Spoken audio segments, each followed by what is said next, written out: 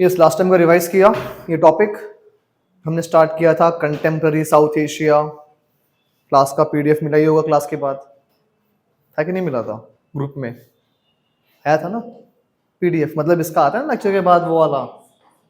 हाँ, स्लाइड्स था ना, ग्रुप में आया। वहां से रीड किया कि नहीं किया? कम से कम किया? नहीं किया? पेपर चल रहा है, ठीक। चलो, तो स्टार्ट किया था लास्ट टाइम हम लोगों ने about the current situation of south Asia, ठीक है, जिसके अंदर हमने एक ओवरऑल ब्रीफ डिस्कस किया था, ठीक है, कि जो साउथ एशिया में कंट्रीज हैं, right. First we discussed about the map कि आखिरकार वो कंट्रीज कौन कौन सी हैं जो साउथ एशिया के आती हैं डेफिनेशन में, ठीक है। फिर डिस्कस किया था हम लोगों ने कि जो साउथ एशिया है पोटेंशियल बहुत ज्यादा है, ठीक है, बट साथ साथ ये पूरा साउथ एशिया कुछ चैलेंजेस फेस कर रहा है, ठीक है।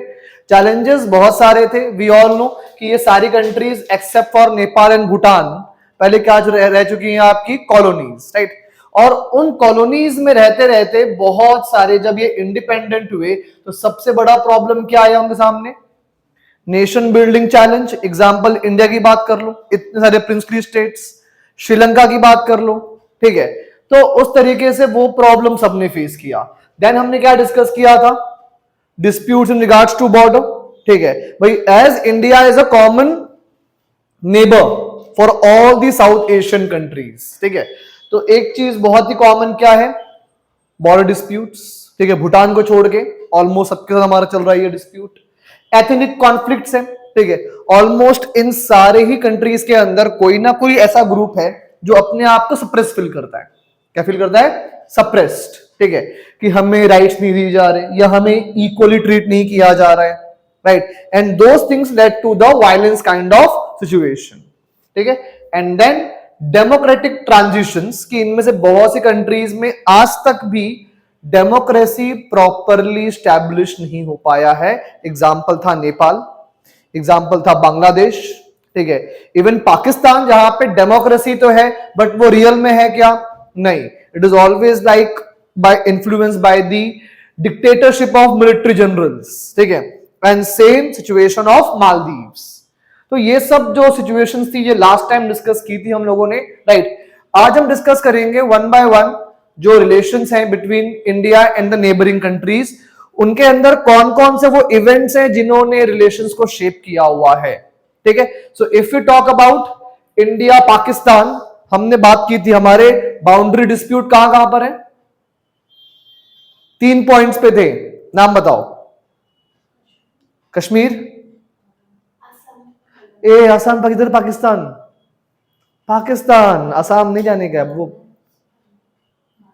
बन चुका अलग कंट्री। क्या इशू था?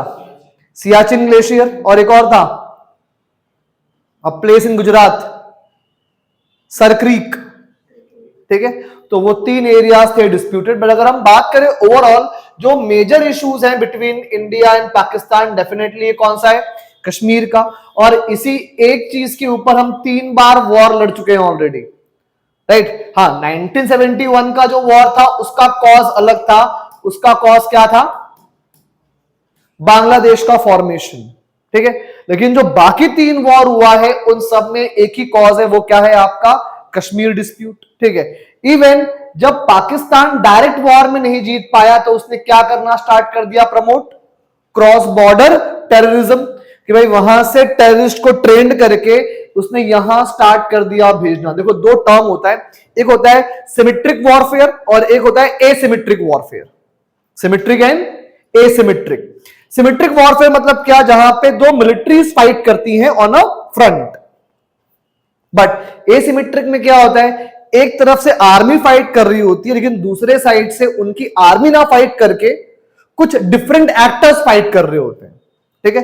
जब भाई पाकिस्तान 3 वॉर हार गया, 47, 65, 71, उनको एक चीज हो गई realise, it is next to impossible कि इंडिया को हम कहां डिफीट करें? सिमेट्रिक वॉरफेयर में, ठीक है। तो फिर उन्होंने क्या स्टार्ट कर दिया? प्रमोट करना टेररिज्म को। That is example of asymmetric warfare. और उनका एक बहुत ही फेमस फ्रेज भी है, ठीक है, ब्लीड इंडिया थ्रू 1000 कट्स।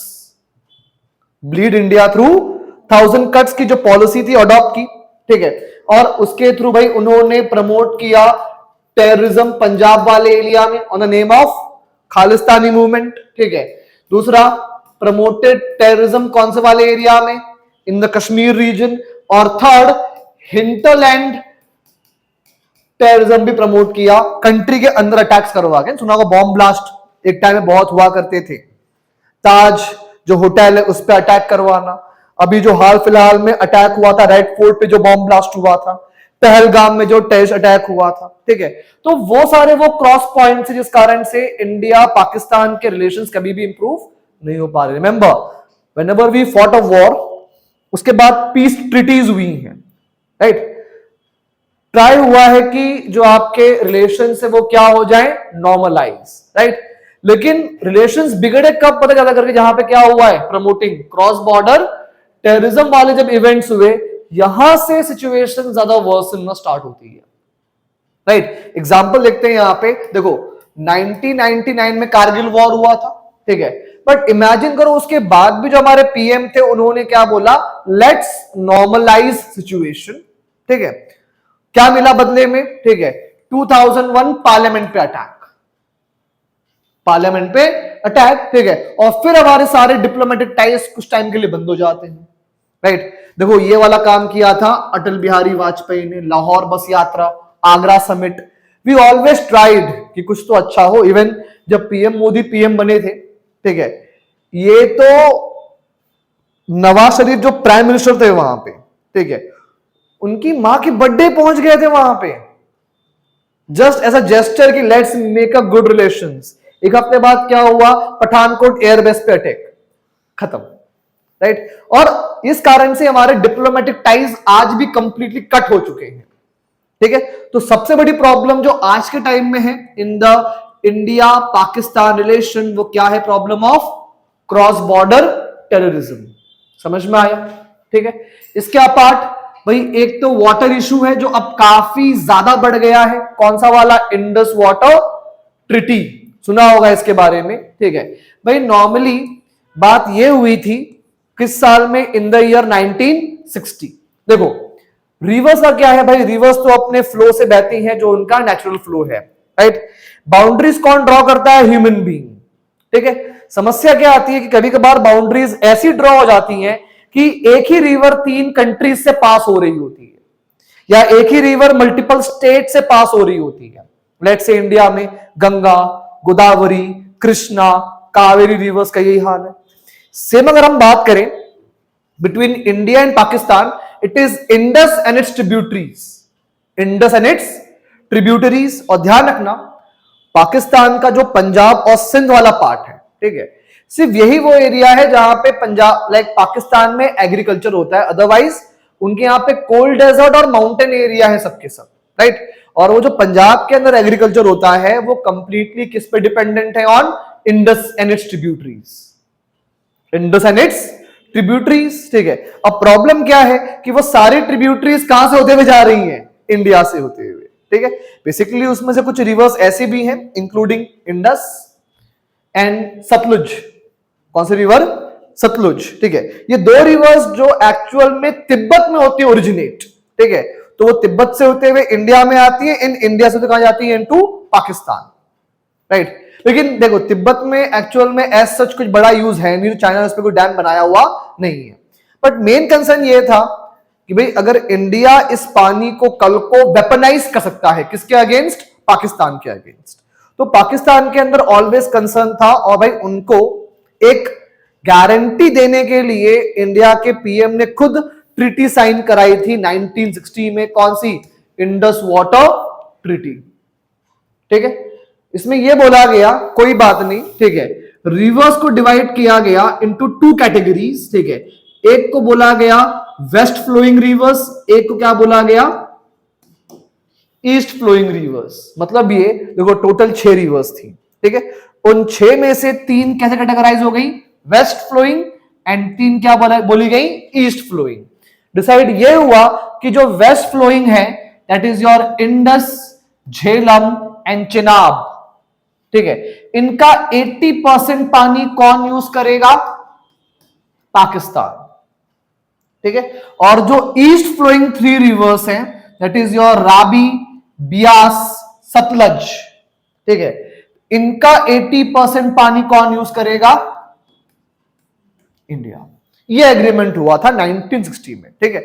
और इस एग्रीमेंट को करवाने में, ठीक है, एक की कंट्रीब्यूशन किसका था? World bank. किसका? वर्ल्ड बैंक ने मीडिएट किया था ताकि एग्रीमेंट सही सही कंडीशंस पे हो जाए, ठीक है।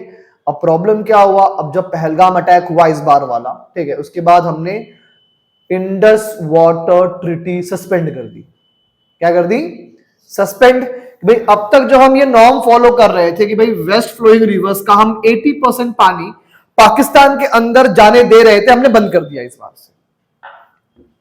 समझ में आया? तो उस तरीके से ये इंडस वाटर को लेके विवाद रहा है और पहले भी रहा है, ठीक है। तो हाल फिलहाल में ये कुछ चीजें हुई, क्लियर हुआ? तो ये वेस्ट फ्लोइंग रिवर्स क्या है, ईस्ट फ्लोइंग क्या है, ध्यान रखना कौन कौन सी रिवर्स आती हैं। और ध्यान रहे यही इन रिवर्स का नॉर्थ टू साउथ का सीक्वेंसिंग भी है। समझ में आया? इंडस नदन मोस्ट, फिर झेलम, फिर चेनाब, उसके नीचे राबी, फिर ब्यास, और सदन मोस्ट कौन सा है? सतलुज। ये इसका फ्लो का पैटर्न भी ऐसा ही है जैसे लिखा है मैंने यहां पे, ठीक है। और इंडस वाटर ट्रीटी क्या है, कब साइन हुआ, किसने मीडिएट किया, और रिवर्स को किस टाइप से कैटेगराइज किया गया, डिस्कस किया हम लोगों ने। इतनी बात क्लियर हुई? लिखते जाओ भाई।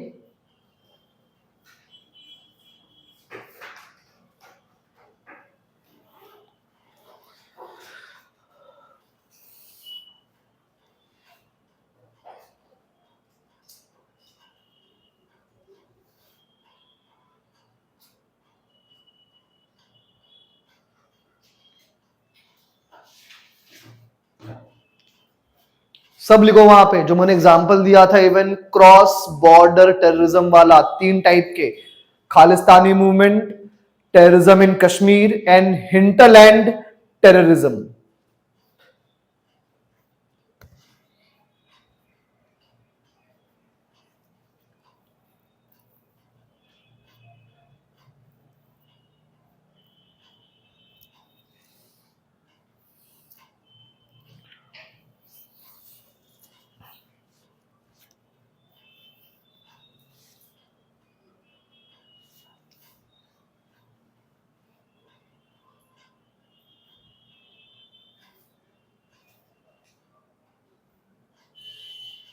लिख लिया?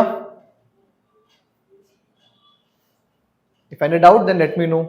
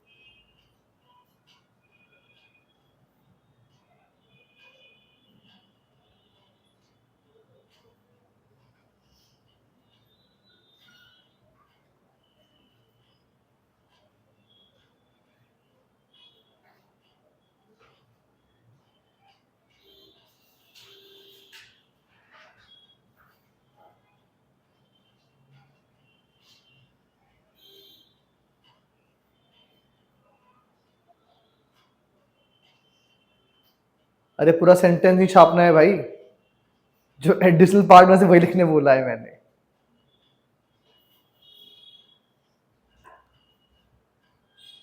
अक्षय लास्ट पेज पे क्यों लिख रहे हो भाई?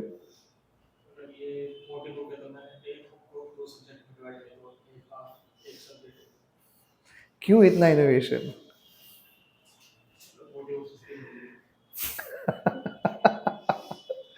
चलो ठीक है, तो ये डिस्कस किया हमने। और अब देखो रिसेंट मोस्ट जो चीजें रही वो क्या था न्यूज में? ऑपरेशन सिंदूर। और ये मानो कि अभी भी ऐसा माना जाता है, इवन गवर्नमेंट का जो ऑफिशियल डिक्लेरेशन है कि operation Sindoor is what still active, ठीक है। तो इस कारण से भाई हमारे जो रिलेशंस थोड़े बहुत भी नॉर्मलाइज होने के चांसेस हैं वो अब तक कंप्लीटली क्या हो चुके हैं? ओवर, ठीक है। एंड डेफिनेटली जो इंडिया ने रिएक्ट किया किस मामले में, suspension of Indus water treaty को लेके, राइट ना। देखो सबसे मेन चीज क्या है कि इंडिया और पाकिस्तान का जब भी कॉन्फ्लिक्ट होता है, so it is not a concern only for two countries but across the world. वो इसीलिए है because both the countries have their nuclear weapons. क्या दोनों के पास न्यूक्लियर वेपन्स, ठीक है। एक्चुअल में देखो हमने अपना जो पहला टेस्ट कंडक्ट किया था न्यूक्लियर कब किया था, 1974, बट इंडिया ने उस टाइम पे डिक्लेयर नहीं किया ओपनली कि हम क्या है, न्यूक्लियर वेपन स्टेट, ठीक है। बट फाइनली इंडिया ने वापस कब कंडक्ट किया, 1998, ठीक है। और उसी मंथ में, ठीक है, पाकिस्तान ने भी in the May month of 1998 India and Pakistan they both tested their nuclear weapons, ठीक है। तो अभी प्रॉब्लम ये हो जाती है एट द वर्ल्ड लेवल कि अगर इंडिया पाकिस्तान के बीच वॉर बढ़ा, they both are the what, nuclear states. दोनों क्या है, न्यूक्लियर स्टेट्स। अगर वॉर का लेवल बढ़ा तो क्या पता न्यूक्लियर वॉर बात आ जाए, number one. Number two, Pakistan के साथ सबसे बड़ा प्रॉब्लम क्या है कि ऐसा ना हो कि न्यूक्लियर वेपन किसके हाथ चले जाए, नॉन स्टेट एक्टर्स के हाथ में। किसके हाथ में, non state actors means your terrorist organisations, terrorist organisation. दूसरा देखो पाकिस्तान की एक सबसे बड़ी प्रॉब्लम क्या है कि वहां पे इफेक्टिव डेमोक्रेसी नहीं है। चुनाव के लिए है, वहां पर इलेक्शंस है, पीएम का भी, वहां प्रेसिडेंट भी है, बट पावरफुल कौन है वहां पे, मिलिट्री है, ठीक है। और ध्यान रखना मिलिट्री कभी भी लोगों के लिए अकाउंटेबल नहीं होती है, ठीक है। भाई इंडिया में वॉर करना है, गवर्नमेंट को 100 बार सोचना पड़ेगा कि उस वॉर के बाद जो नुकसान होंगे, जो इकोनॉमी स्लो हो जाएगी, जो रिसोर्सेज खत्म होंगे, ठीक है, तो कंट्री में अनएम्प्लॉयमेंट, पॉवर्टी, इन्फ्लेशन जो ये सब आएगा, उसके लिए फिर गवर्नमेंट को भी जवाब देना पड़ता है। इसलिए डेमोक्रेटिक गवर्नमेंट सोचती है पहले कि अटैक किया, वॉर करें या ना करें, but not this kind of regimes जहां पे डोमिनेट कौन करता है, मिलिट्री, ठीक है। तो ये दो ऐसे रीजन है जिस कारण से पाकिस्तान के पास न्यूक्लियर वेपन होना थोड़ा और भी क्या बन जाता है हमारे लिए, डेंजरस, ठीक है। So it is not just a dangerous for these two countries but for the whole world. बात क्लियर हुई इतनी पूरी, ठीक है। And as we discussed, peace के बहुत सारे अटेम्प्ट हुए, ठीक है, बट हमेशा ये सारे एफर्ट्स क्या हो गए, compromised due to what, cross border terrorism. समझ में आई इतनी बात, राइट। तो ये समझा हमने, ठीक है, कि ओवरऑल क्या है relation between India and Pakistan. चले आगे, राइट। नेक्स्ट कौन आता है, एक और दोस्त अपना, that is India and China, ठीक है। देखो इंडिया चाइना के रिलेशंस की बिगिनिंग बड़ी अच्छी थी, ठीक है। ये मान लो कि विद पाकिस्तान, भाई हमारा तो इंडिपेंडेंस होते ही पहला वॉर हो गया, that is the war of 1947, but with China actually we had a good relations till 1956, ठीक है। और ध्यान रखना ये इतने अच्छे रिलेशंस थे कि India was a first non communist country, India was a first non communist country to recognise China as a country, to recognise China as a country, ठीक है। तो भाई इस कारण से भाई हमने इनको हमेशा से क्या दिया कि भाई as you are our neighbour, ठीक है, तो इक्वल रिस्पेक्ट होगा।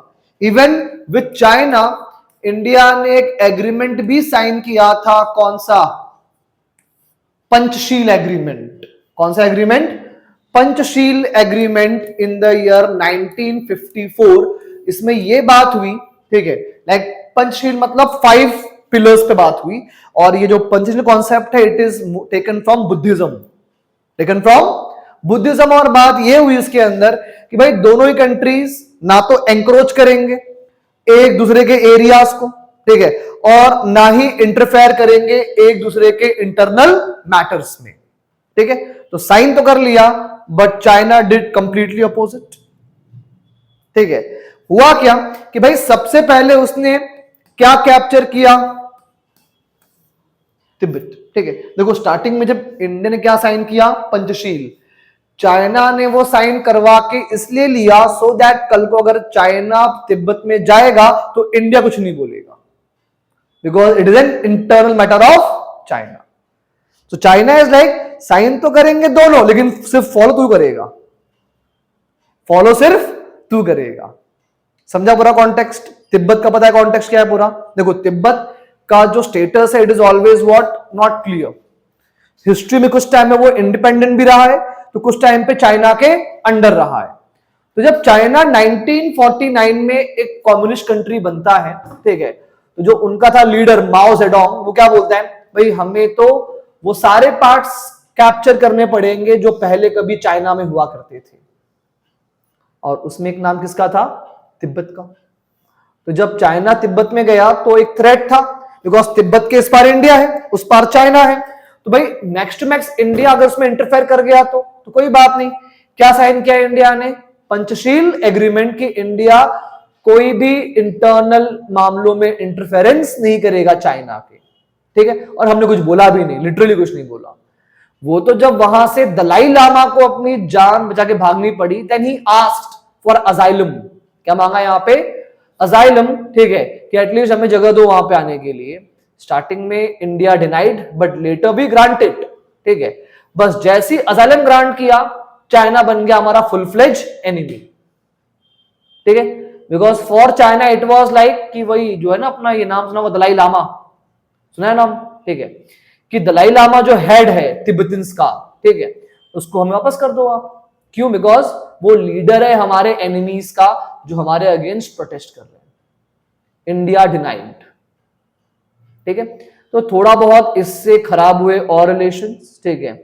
और प्रॉब्लम ये थी कि इससे पहले हम चाइना पे ब्लाइंड ट्रस्ट करते थे. दूसरा क्या था, इंडिया के अंदर अभी भी वही आइडिया था कि हिमालयास क्या है, नेचुरल बैरियर्स, ठीक है, कि कोई पार करके इसको आ ही नहीं पाएगा यहां पे.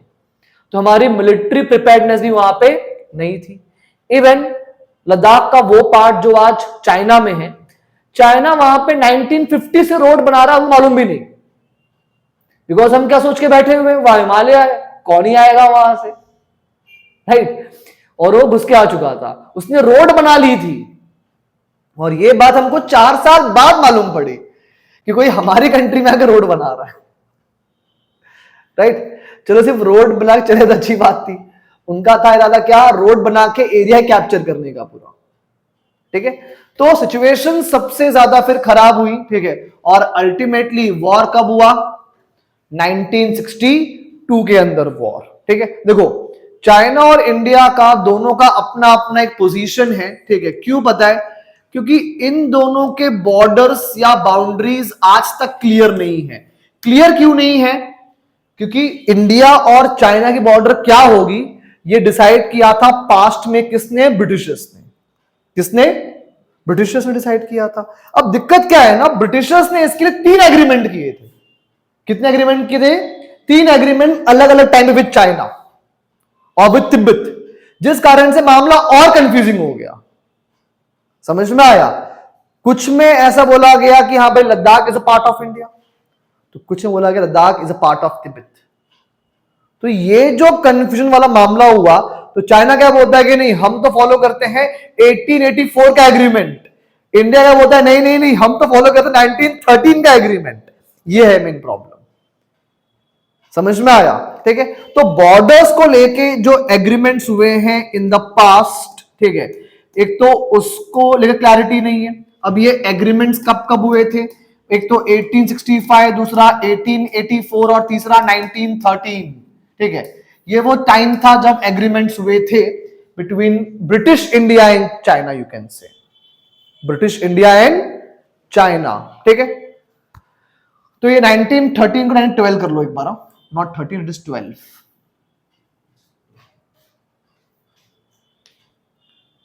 क्लियर हुआ?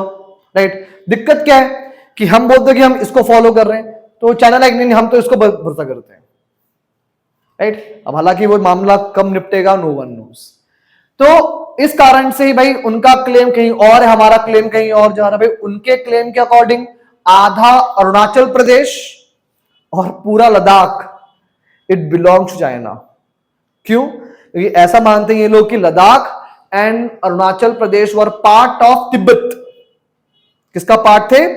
तिब्बत का. अगर तुम देखो भी यहां पे दिख रहा है, यहां लिखा हुआ चाइना, तो यहां लिखा हुआ तिब्बत। अगर तुम देखो यहां पे अरुणाचल प्रदेश वाला एरिया और वहां लद्दाख, बाउंड्री किससे मिल रही है उसकी? तिब्बत से, ठीक है। और एक कॉमन चीज भी है वहां पे, बुद्धिज्म। बुद्धिज्म तिब्बत में भी है, लद्दाख में भी है और अरुणाचल प्रदेश में भी है, ठीक है। तो इन कॉमन ग्राउंड पे वो क्लेम करता है उन एरियाज पे, ठीक है।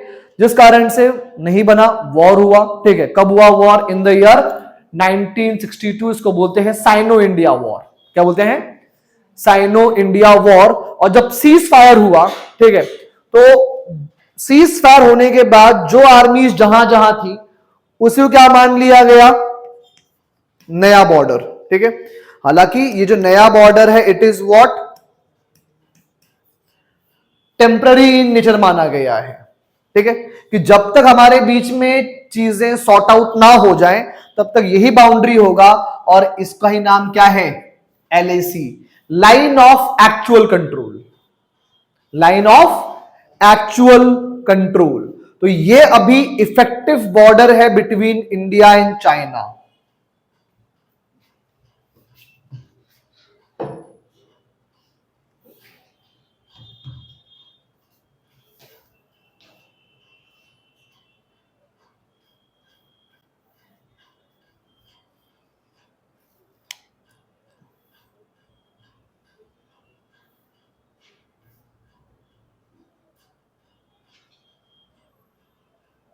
डन, ठीक है। और हाल फिलहाल में वापस क्या विजिबल हुआ है हमारे बीच में? क्लैशेस, ठीक है। तो हाल फिलहाल में जो दो इंपॉर्टेंट क्लैशेस थे वो कौन सा था? एक डोकलाम का जो 2017 में हुआ था, और एक लद्दाख के अंदर, ठीक है। लद्दाख के अंदर एक जो आपका प्लेस था, कौन सा वैली? गालवान वैली क्लैश 2020 का, जिस कारण से ये चीज बहुत न्यूज में थी। वो जानते हो lake, Pangong Tso lake, that lake in 3 idiots movie, last में फुंगसुक वैंगडू वहां मिलता है, ठीक है। उस लेक पे भी कंट्रोवर्सी है क्योंकि वो लेक भी पूरा हमारे पास नहीं है। वो लेक आधा इंडिया के पास है, आधा किसके पास है? चाइना। नाउ चाइना उसमें 2/3 लेक पे क्लेम करता है। समझ में आया?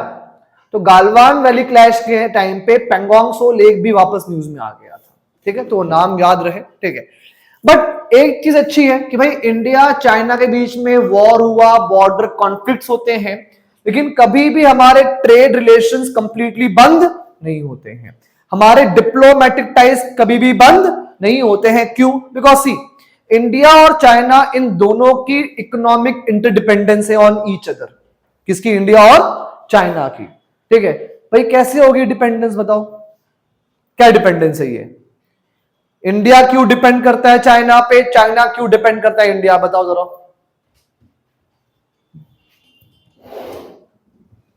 यस, बताइए।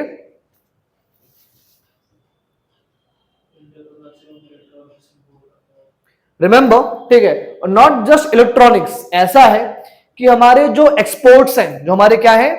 एक्सपोर्ट्स, ठीक है। उन एक्सपोर्ट्स का भी जो क्या आता है? रॉ मटेरियल, वो कहां से आ रहा है? चाइना से, ठीक है। भाई इसमें आप नाम लिख लो, रेयर अर्थ मिनरल्स का। किसका? रेयर अर्थ मिनरल्स हो गए। एक्टिव फार्मास्यूटिकल इंग्रेडिएंट्स, दवाई बनाने का रॉ मटेरियल, ठीक है। या फिर इलेक्ट्रॉनिक डिवाइसेस का मेन सेमीकंडक्टर्स। तो इन सभी के लिए हम किस पे डिपेंडेंट है? ऑन चाइना, ठीक है। जिससे एक तो हम अपनी डोमेस्टिक जो नीड है वो फुलफिल करते हैं और साथ साथ उनसे सामान बना के क्या करते हैं? उसको एक्सपोर्ट भी तो करते हैं, ठीक है। तो इंडिया की ये डिपेंडेंस चाइना के ऊपर है। तो हम कितना भी बोल दें कि चाइनीज आइटम्स को बैन करो, you can not ban these things. इसके लिए तो अभी भी हम किस पे डिपेंडेंट है? ऑन चाइना, ठीक है। पहली चीज। नाउ चाइना के लिए इंडिया क्यों इंपॉर्टेंट है? बिकॉज इंडिया मार्केट है चाइना का, ठीक है। भाई वन ऑफ द हाईएस्ट जो चाइनीज एक्सपोर्ट्स होता है उसका इंडिया एक डेस्टिनेशन है। इंडिया क्या है? एक डेस्टिनेशन। जिस कारण से भाई दोनों की मजबूरी है कि दोनों कभी भी फुल फ्लेज डिप्लोमेटिक रिलेशंस को ब्रेक नहीं करते हैं। समझ में आया? ठीक है। तो वो चीज एक है विद चाइना, ठीक है। दूसरा, और रिमेंबर इंडिया का सबसे हाईएस्ट इंपोर्ट चाइना से होता है, सबसे हाईएस्ट इंपोर्ट चाइना से हमारा है, राइट। तो इसीलिए अभी के लिए फिलहाल हमारे पास चाइना का कोई ऑप्शन नहीं है। दूसरा भाई, यूएस को काउंटर करने के लिए जो मेजर प्लेटफॉर्म्स है वहां चाइना हमारा पार्टनर है, लाइक ब्रिक्स नाम पढ़ा था हम लोगों ने, ठीक है। अच्छा, ब्रिक्स टर्म कॉइन किसने किया था?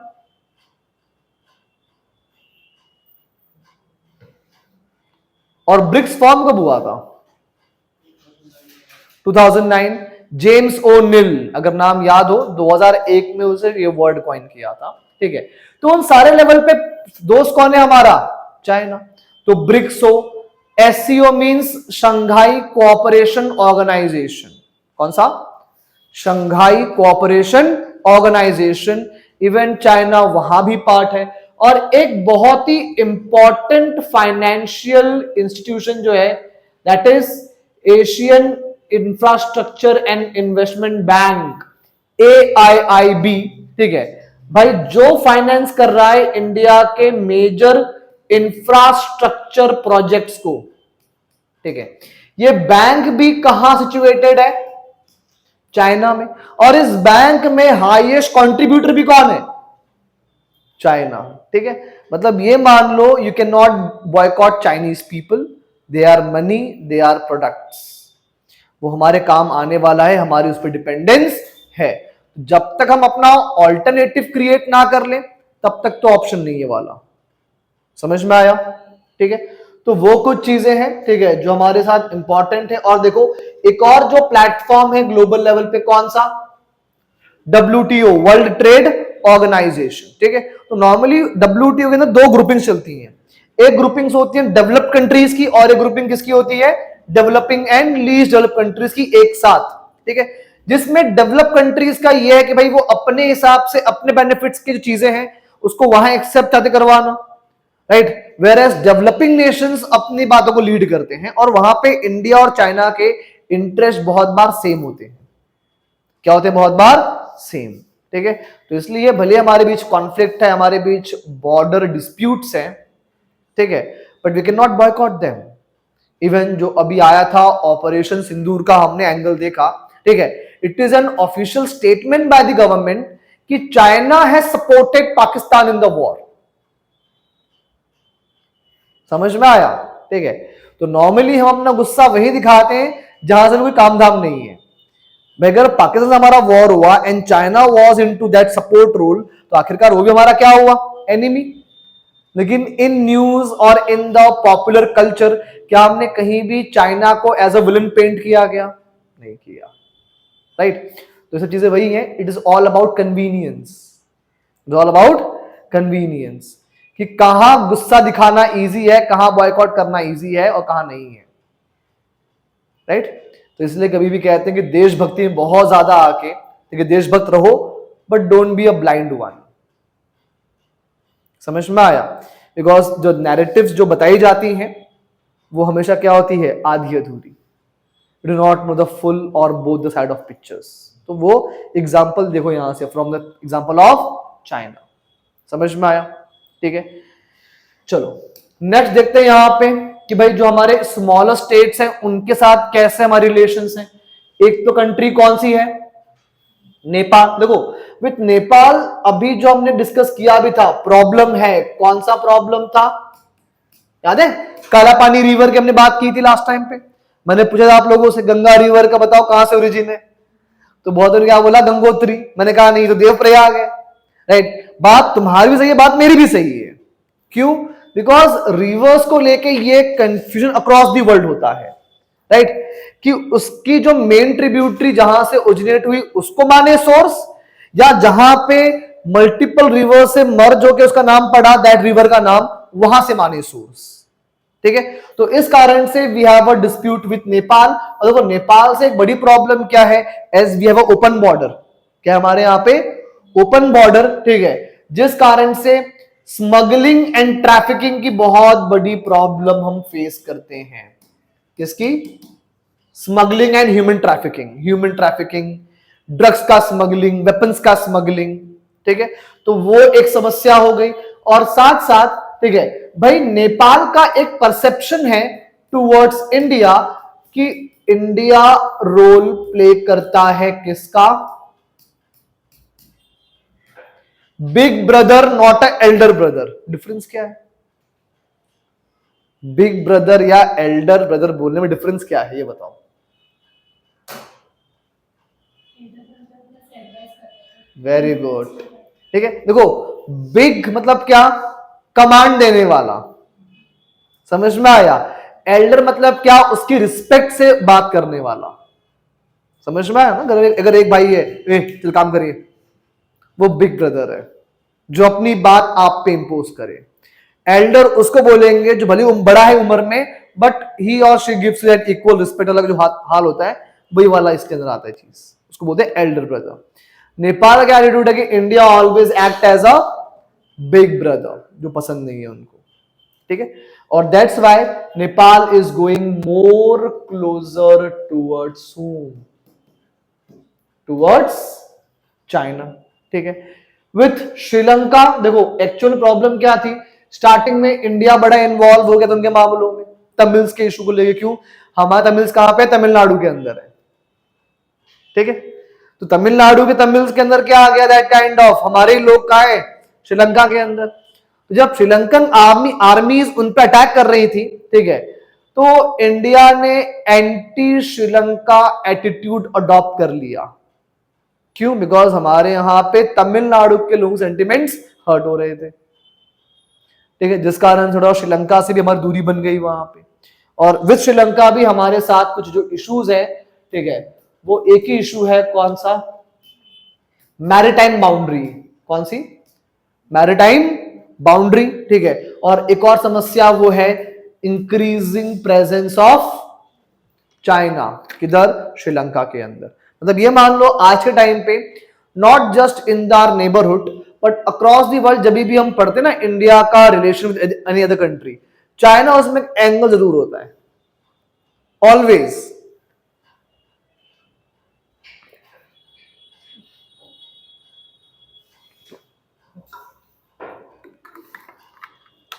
पहले ये एंगल पाकिस्तान हुआ करता था 2010 से पहले, लेकिन 10 के बाद वो प्लेस किसने ले लिया है, चाइना ने, ठीक है।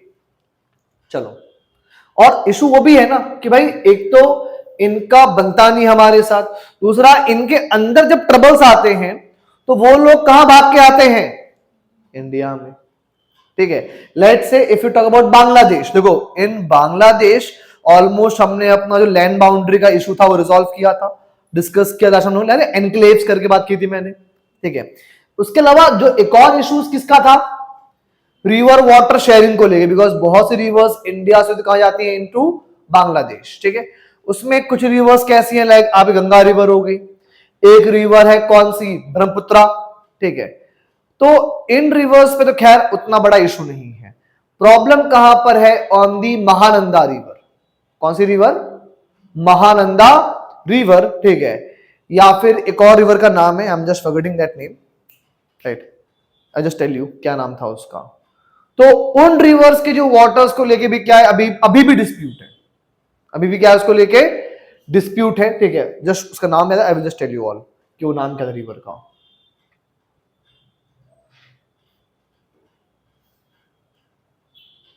ओके, ठीक है, चलो। तो रिवर्स को लेके प्रॉब्लम है, ठीक है। बाकी जब भी वहां पर क्या होता है, डेमोक्रेटिक ट्रांजिशंस, जैसे कि अभी प्लान्ड है कि फरवरी में क्या होंगे, इलेक्शंस, कहां पे, इन बांग्लादेश। तो लेट्स से कि उनका एटीट्यूड क्या होता है टुवर्ड्स इंडिया, जो भी नई गवर्नमेंट आती है उसका। क्लियर हुआ, ठीक है। हाँ, अभी ना मुझे याद आया, दैट रिवर का name is Teesta river. Actual में ये सिक्किम से ओरिजिनेट होते हुए वेस्ट बंगाल के ईस्टर्न पार्ट से होते हुए कहां एंटर करती है, इनटू बांग्लादेश, ठीक है। Now what Bangladesh is saying कि ठीक है यार, ड्यूरिंग द मॉनसून पानी अच्छा खासा होता है, लेकिन मॉनसून के बाद समर विंटर से हमारे यहां पे क्या हो जाती है, वाटर की क्राइसिस। क्यों? Because what India is doing, India अपने रिवर्स पे इतने डैम्स बना ले रहा है कि पानी का फ्लो आ नहीं रहा वहां तक, समझ में आया। तो इसलिए वो डिमांड करते कि हमको और भी वाटर सप्लाई चाहिए, रिवर्स में से, और जो हाल फिलहाल में डिबेटेबल है वो कौन सा है, तीस्ता रिवर। ठीक है, तो वो एक कंसर्न अभी भी है विद द बांग्लादेश। ठीक है, अब देखो इन सारी कंट्रीज के बीच में कॉपरेशन रहे, सब कुछ रहे, तो एक फॉर्म भी हुआ, कौन सा organisation, SAARC, South Asian association for regional cooperation. कब फॉर्म हुआ, 1985 में।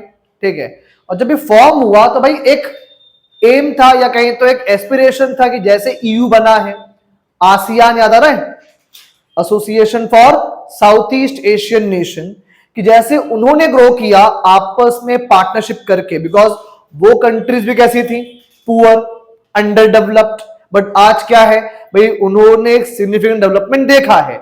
उसी आइडिया से क्या फॉर्म हुआ था, सार्क। ठीक है, और सार्क में ह्यूमंगस पोटेंशियल भी है, right.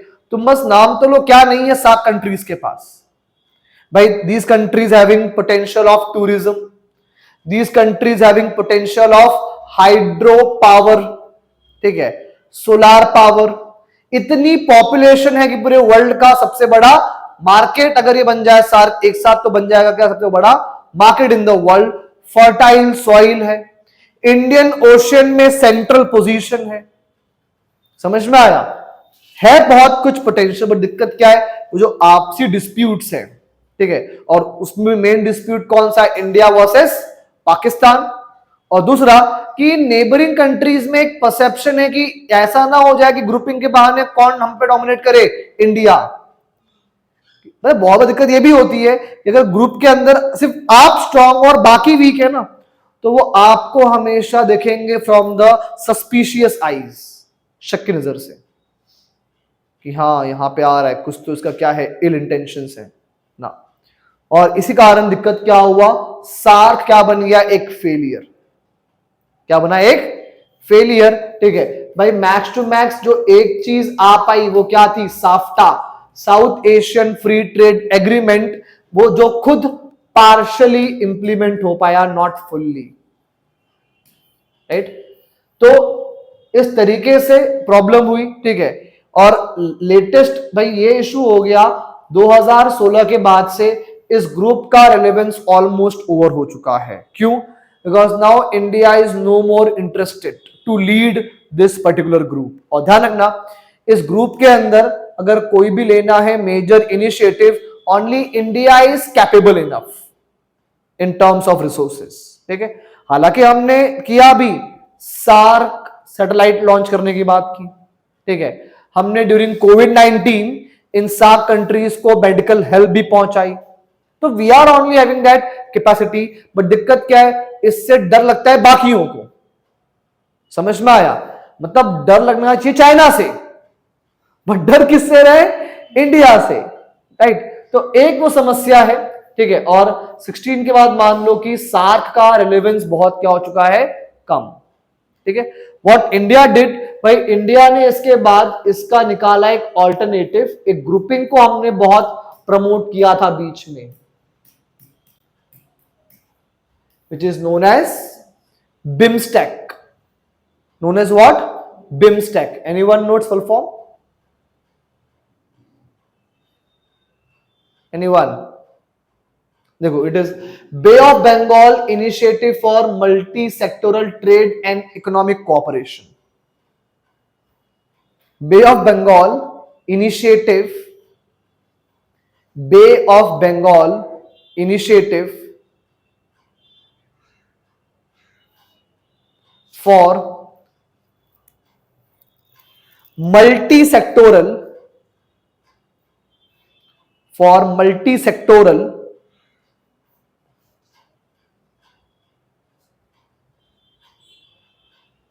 technical and economic cooperation.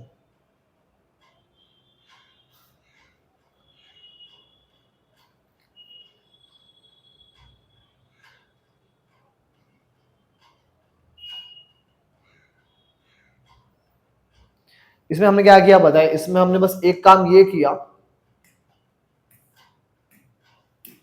ठीक है, दिख रहा है अपना ये कंट्रीज।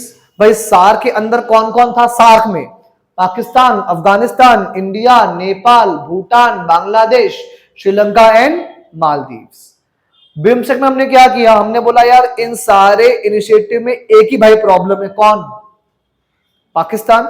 एक काम करो, पाकिस्तान और किसको हटाओ, अफगानिस्तान को, ठीक है।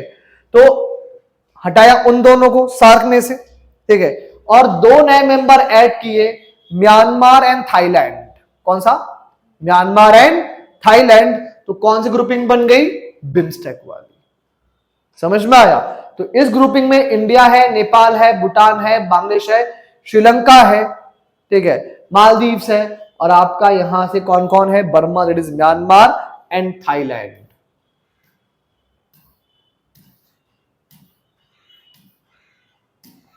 समझा इतना पार्ट, ठीक है। तो ये था ओवरऑल कि साउथ एशिया की करंट पोजीशन क्या है, ठीक है, पास्ट में कैसे शेप हुए हैं हमारे रिलेशंस, राइट। देखो इसके बाद लाइक जब सार्क पे हमने फोकस किया, फिर इंडिया ने कहा जंप कर लिया ऑन बिम्स्टेक।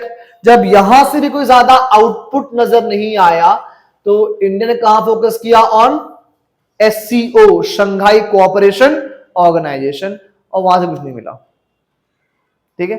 तो अब जो इंडिया का एक लास्ट होप जो है वो कौन सा है, ब्रिक्स, ठीक है। तो फिलहाल अभी इंडिया इसके अंदर वो तलाश कर रहा है पोटेंशियल का, ठीक है, जिसके थ्रू भाई हमारे इंटरेस्ट पूरे हो सके। क्लियर हुआ, चलो ठीक है। तो ये पार्ट हमारा खत्म होता है, कौन सा, साउथ एशिया वाला। Now let's talk about what, international organisation, ठीक है, कि वो कौन सी ऑर्गेनाइजेशन है भाई जो पूरे वर्ल्ड के वेरियस चीजों को शेप करती हैं। तो बात करते हैं उनकी। भाई सबसे ज्यादा अगर रेडिकल कोई बनी organisation which is truly global, which is truly global, वो है कौन सा, आपका यूनाइटेड नेशंस।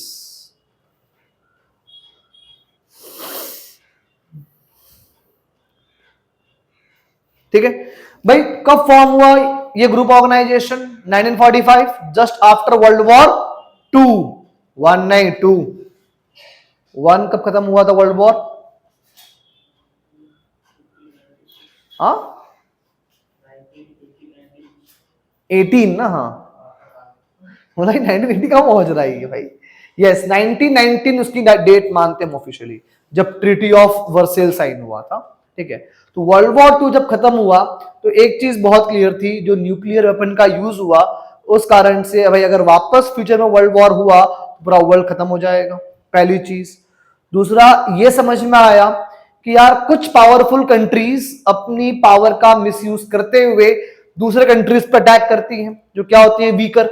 और इसका एग्जांपल कौन था, वर्ल्ड वॉर 2 के पहले हिटलर, कौन, एडोल्फ हिटलर, ठीक है। फिर एक और भाई साहब थे इटली से, मुसोलिनी, कौन, मुसोलिनी, ठीक है। इवन जापान के अंदर भी वही हाल था।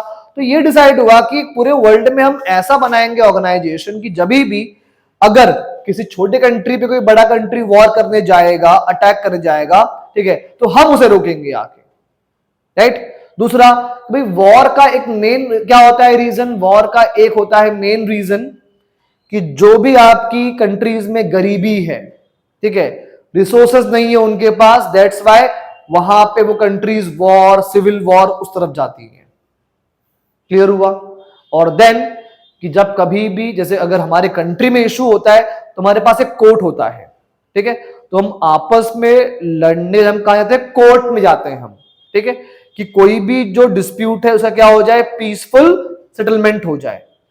तो ग्लोबल लेवल पर भी एक कोर्ट चाहिए, और वो कोर्ट कौन बनाएगा, यूएन बनाएगा, ठीक है। और इसी बेसिस पे वी कैन अंडरस्टैंड कि जो यूएन है उसके कितने ऑर्गन्स हैं यहां पे इंपॉर्टेंट, 6 ऑर्गन्स हैं। कितने हैं, 6 ऑर्गन्स इसके माने जाते हैं, ठीक है। फॉर एग्जाम्पल फर्स्ट कौन सा दिया हुआ है, जनरल असेंबली, ठीक है। ये मान लो एक kind of world parliament type की होती है, जहां पे हर कंट्री का जो हेड ऑफ द स्टेट या head of the government participate करता है, ठीक है। और अगर किसी भी या किसी भी चीज के रिगार्डिंग कोई लेना हो डिसीजन, तो वो कहां पे ली जाती है, in the meeting of general assembly. समझ में आया, ठीक है। तो वर्ल्ड के कुछ जो प्रॉब्लमेटिक इश्यूज हैं उनके ऊपर एक कंसेंसस स्टैब्लिश करना, वो काम कहां पर होता है, असेंबली के अंदर, ठीक है। दूसरा कि अगर कभी किसी कंट्री के अगेंस्ट मिलिट्री एक्शन लेना है किसको, यूएन को, तो वो काम के लिए क्या बनाया गया, यूनाइटेड नेशन सिक्योरिटी काउंसिल। और इसमें यह रखा गया स्ट्रक्चर कि 5 मेंबर्स क्या होंगे परमानेंट, 10 मेंबर्स क्या होंगे टेम्पररी, जो सिर्फ 2 साल के लिए इलेक्ट किए जाएंगे। समझ में आया, ठीक है। अब ये 5 मेंबर्स कौन है परमानेंट वगैरह, कौन कौन, यूएस और चाइना है, रशिया, 2 और कौन से हैं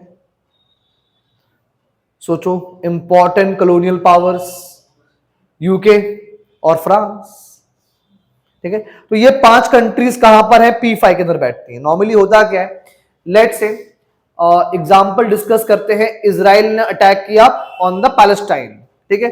तो यूएन में क्या जाएगा रेजोल्यूशन, कहां पे, सिक्योरिटी काउंसिल के अंदर, कि इजराइल को बोलो कि वॉर बंद करे। अगर वो वॉर नहीं बंद करेगा हम उस पर क्या लगा देंगे, सैंक्शंस। और फिर भी नहीं माना तो यूनाइटेड नेशंस अपनी मिलिट्री कहां भेजेगा, पैलेस्टाइन में, किसके अगेंस्ट, इजराइल के अगेंस्ट, ठीक है। अब जैसे ऐसा कोई प्रपोजल डिक्लेयर या डिस्कस होने आता है ना, ठीक है, तो टोटल कितने मेंबर हुए, यहां पे 15 हुए। तो उन 15 में से एटलीस्ट कितने मेंबर एक्सेप्ट करने चाहिए उसको, 9 मेंबर्स, कि हाँ चलो किसको मारते हैं जाके, इजराइल को। समझ में आया। और अगर ऐसा कुछ पास हो गया तो फिर यूएन अपनी जो मिशन है उसको वहां भेजेगी।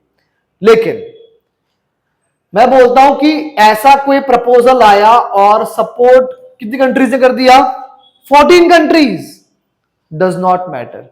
क्यों, बिकॉज उसमें एक अगर कंट्री जो कौन सी मेंबर है, परमानेंट, उसने अगर क्या यूज कर लिया अपना वीटो पावर, खत्म, फिर वो बिल पे आगे बातचीत होगी ही नहीं। इमेजिन करो 14 लोग वोट कर रहे हैं बट एक कंट्री अगेंस्ट में है और वो क्या यूज कर लिया अपना वहां पे, वीटो पावर, फिर उस चीज पे कोई डिस्कशन होगा ही नहीं, कोई एक्शन होगा ही नहीं, वो प्रपोजल वहीं पे लैप्स कर जाएगा, ठीक है। और ये वीटो पावर सिर्फ इन 5 कंट्रीज के पास है। समझ में आया।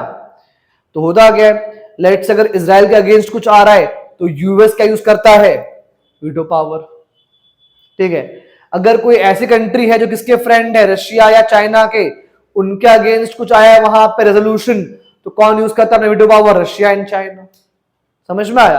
तो जो उम्मीद की गई थी वो काम हुआ नहीं, वैसा वो काम वैसा हुआ ही नहीं, ठीक है। तो सिक्योरिटी काउंसिल बनाई गई, क्या है समझा हम लोगों ने। अपार्ट फ्रॉम इट एक और होती है क्या, इकोनॉमिक एंड सोशल काउंसिल। कौन सी council, economic and social council, सुना है नाम, यूनेस्को, यूनिसेफ, ठीक है। तो ये यूएन का वो ऑर्गन है जो पूरे वर्ल्ड में सोशियो इकोनॉमिक डेवलपमेंट को करता है, फाइनेंस, ठीक है। लाइक कहीं पे अगर प्रॉब्लम है माल न्यूट्रिशन की तो उसको डील करना, कहीं पे ड्रिंकिंग वाटर अवेलेबल नहीं पूरे शहर में या पूरे कंट्री के अंदर, उसको फाइनेंस करना, कहीं पे बच्चों के लिए लाइक जो मेडिसिन या जो होता है वैक्सीनेशन वो नहीं है, वो अरेंज करवाना, ठीक है। तो वो सब किसके अंडर होता है, अंडर इकोसॉक, that is economic and social council. समझ में आया, ठीक है। फिर जो भी डिसीजन लिया जाता है उसको इंप्लीमेंट कौन करता है, सेक्रेटेरिएट।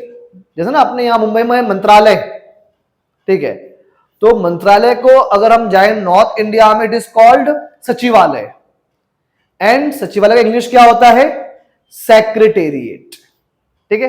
तो जो भी यूएन के अंदर लिए जाते हैं डिसीजंस वो इंप्लीमेंट कौन करता है, सेक्रेटेरिएट, मतलब उनका ये ऑफिस है जो काम करता है ऑन रेगुलर बेसिस।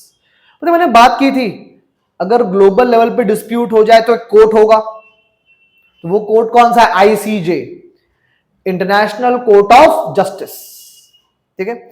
अभी एक केस सुना होगा, Kulbhushan Jadhav case, anyone know about this case, Kulbhushan Jadhav case, yes और नो, तो नहीं, उसे नहीं बोलो ना, क्या सोच रहे हो, हाँ सर कुछ तो याद आ रहा है सर, हाँ सर मेरा नेबर का नाम है जाधव, नहीं, एक्चुअल में ये पर्सन है जो एक्स इंडियन नेवी के ऑफिसर थे। पाकिस्तान ने इनको किडनैप किया और उन पे ये लगाया एलिगेशन कि ये इंडियन स्पाई है। ये क्या है? इंडियन स्पाई है। और उनके ऊपर केस चला पाकिस्तान के अंदर और उनको दे दी गई डेथ पेनल्टी। क्या दे दी गई? Death penalty. अब भाई पाकिस्तान का जो इंटरनल कोर्ट है, क्या हम वहां कुछ कर पाएंगे क्या एज ए इंडिया? नहीं। तो हम कहां गए? आईसीजे के अंदर, और वहां जाके हमने अपील की। तो उसने बुलाया किसको? पाकिस्तान को भी और इंडिया को भी। फिर सुनवाई की उस केस पर, क्या बोला कि नहीं, जो सजा हुई है किसको? कुलभूषण जाधव की, अभी उस पर रोक लगाया जाए। He must have given proper chance कि अपने आप को क्या प्रूफ करें, वो इनोसेंट। क्या प्रूफ करें अपने आप को? वो इनोसेंट। ठीक है। किसने अपना दिया verdict? International court of justice ने। समझ में आया? सेम पता है, बीच में एक प्लेस है, सुना होगा, साउथ चाइना सी। सुना है? साउथ चाइना सी? नहीं पता, हमने पढ़ा था एक बार, मैंने पढ़ाया था करंट अफेयर क्लास के अंदर। दिख रहा है यहां मलेशिया दिख रहा है, मलेशिया ऑन मैप विजिबल है। ठीक है। देखो यही वाला जो पार्ट है मलेशिया के, थोड़ा जब ऊपर जाओगे, ये कौन सा सी माना जाता है? साउथ चाइना सी। ठीक है। अब साउथ चाइना सी के साथ बॉर्डरिंग किसकी है? यहां वियतनाम की है, यहां फिलीपाइंस की है। ठीक है। तो होता क्या है कि भाई यहां पर होना क्या चाहिए भाई, इस सी के अंदर इनका होना चाहिए डोमिनेंस। यहां पर भी कौन पहुंच गया? चाइना। बिकॉज रूल क्या होता है कि किसी भी कंट्री का जो कोई भी आइलैंड हो या उसका जो लैंड पार्ट है, वहां से 200 नॉटिकल माइल्स तक, कितना? 200 नॉटिकल माइल्स तक जो कुछ भी रिसोर्सेस अवेलेबल है वो बिलोंग करता है उस कंट्री से, बिलोंग करता है उस कंट्री से। Know what China did, let's अगर उनकी बाउंड्री यहां खत्म हो रही थी ना, उन्होंने क्या बना दिया? Artificial island. बोला कि देखो देखो देखो हमारे पार्ट है ये, तो ये अभी समंदर के अंदर था, बाहर आ गया है, तो आप यहां से काउंट करो क्या? 200 नॉटिकल माइल्स। समझ में आया? फॉर एग्जाम्पल भाई हमारा ये है पार्ट ऑफ मेनलैंड इंडिया, लेकिन हमारा यहां अंडमान निकोबार है ना, तो हमारा 200 नॉटिकल माइल हो गया, और लंबा क्या बन जाता है अपना मैरीटाइम बॉर्डर। जब चाइना यहां पहुंच गया आर्टिफिशियल आइलैंड्स बना के, तो वियतनाम एंड दीज कंट्रीज कहां चली गई हैं? फिलीपाइंस आईसीजे के अंदर। ठीक है। कि भाई आप ऑर्डर दो कि चाइना रिट्रीट करे यहां से अपने आप को, क्योंकि उसके क्लेम्स क्या है? इलीगल, अनसब्सटैंशियल। ठीक है। तो आईसीजे ने अपना वर्डिक्ट दिया कि सही बात है, चाइना का कोई प्लेस नहीं वहां पर है, दे दिया वर्डिक्ट। बट कुछ फर्क पड़ा उसको? नहीं। राइट। तो नॉर्मली ऐसे जो होते हैं वर्डिक्ट्स, उनका फर्क उन पे पड़ता है जो कंट्री वीक होती है, जो क्या होती है? थोड़ी वीक। क्लियर हुआ? ठीक है। और एक बॉडी यूएन की हुआ करती थी मतलब क्या? ये जो ऑर्गन है ये आज एग्जिस्ट नहीं करता है। कौन सा? Trusteeship council. एक्चुअल में ये जो ऑर्गन बनाया गया था, it was for the purpose कि जो भी कंट्रीज न्यूली इंडिपेंडेंट होंगी, बिकॉज ये कब बना ऑर्गेनाइजेशन? 1945 में, जहां पे ऑलमोस्ट पूरा वर्ल्ड क्या था? गुलाम था यूरोपियन नेशंस का। राइट। और यूएन बनने के बाद ये बात उठी कि नहीं भाई, अब ग्लोबल कम्युनिटी में हर कंट्री को क्या है? Right to self determination. Right to self determination मतलब वो कंट्रीज अपने मामले खुद डिसाइड करेगा, इसकी उठी डिमांड वहां पे। राइट। तो ये हुआ कि भाई एक क्रिएट हुआ प्रेशर ब्रिटेन के ऊपर, फ्रांस के ऊपर, पोर्चुगीज के ऊपर, कि भाई अब जो भी आपके कॉलोनीज थे उनको फ्री करो आप। राइट।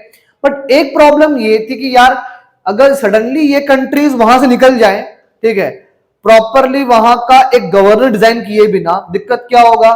जिन कंट्री से बाहर निकलेंगे उस कंट्री में क्या जाएगा? एनार्की, कियोस, किसी की भी गवर्नमेंट वहां पे स्टेबल नहीं बन पाएगी।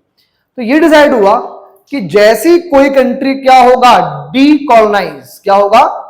डीकॉलोनाइज। ट्रस्टीशिप काउंसिल उस कंट्री के अंदर गवर्नमेंट को बनाने में हेल्प करेगा। समझ में आया?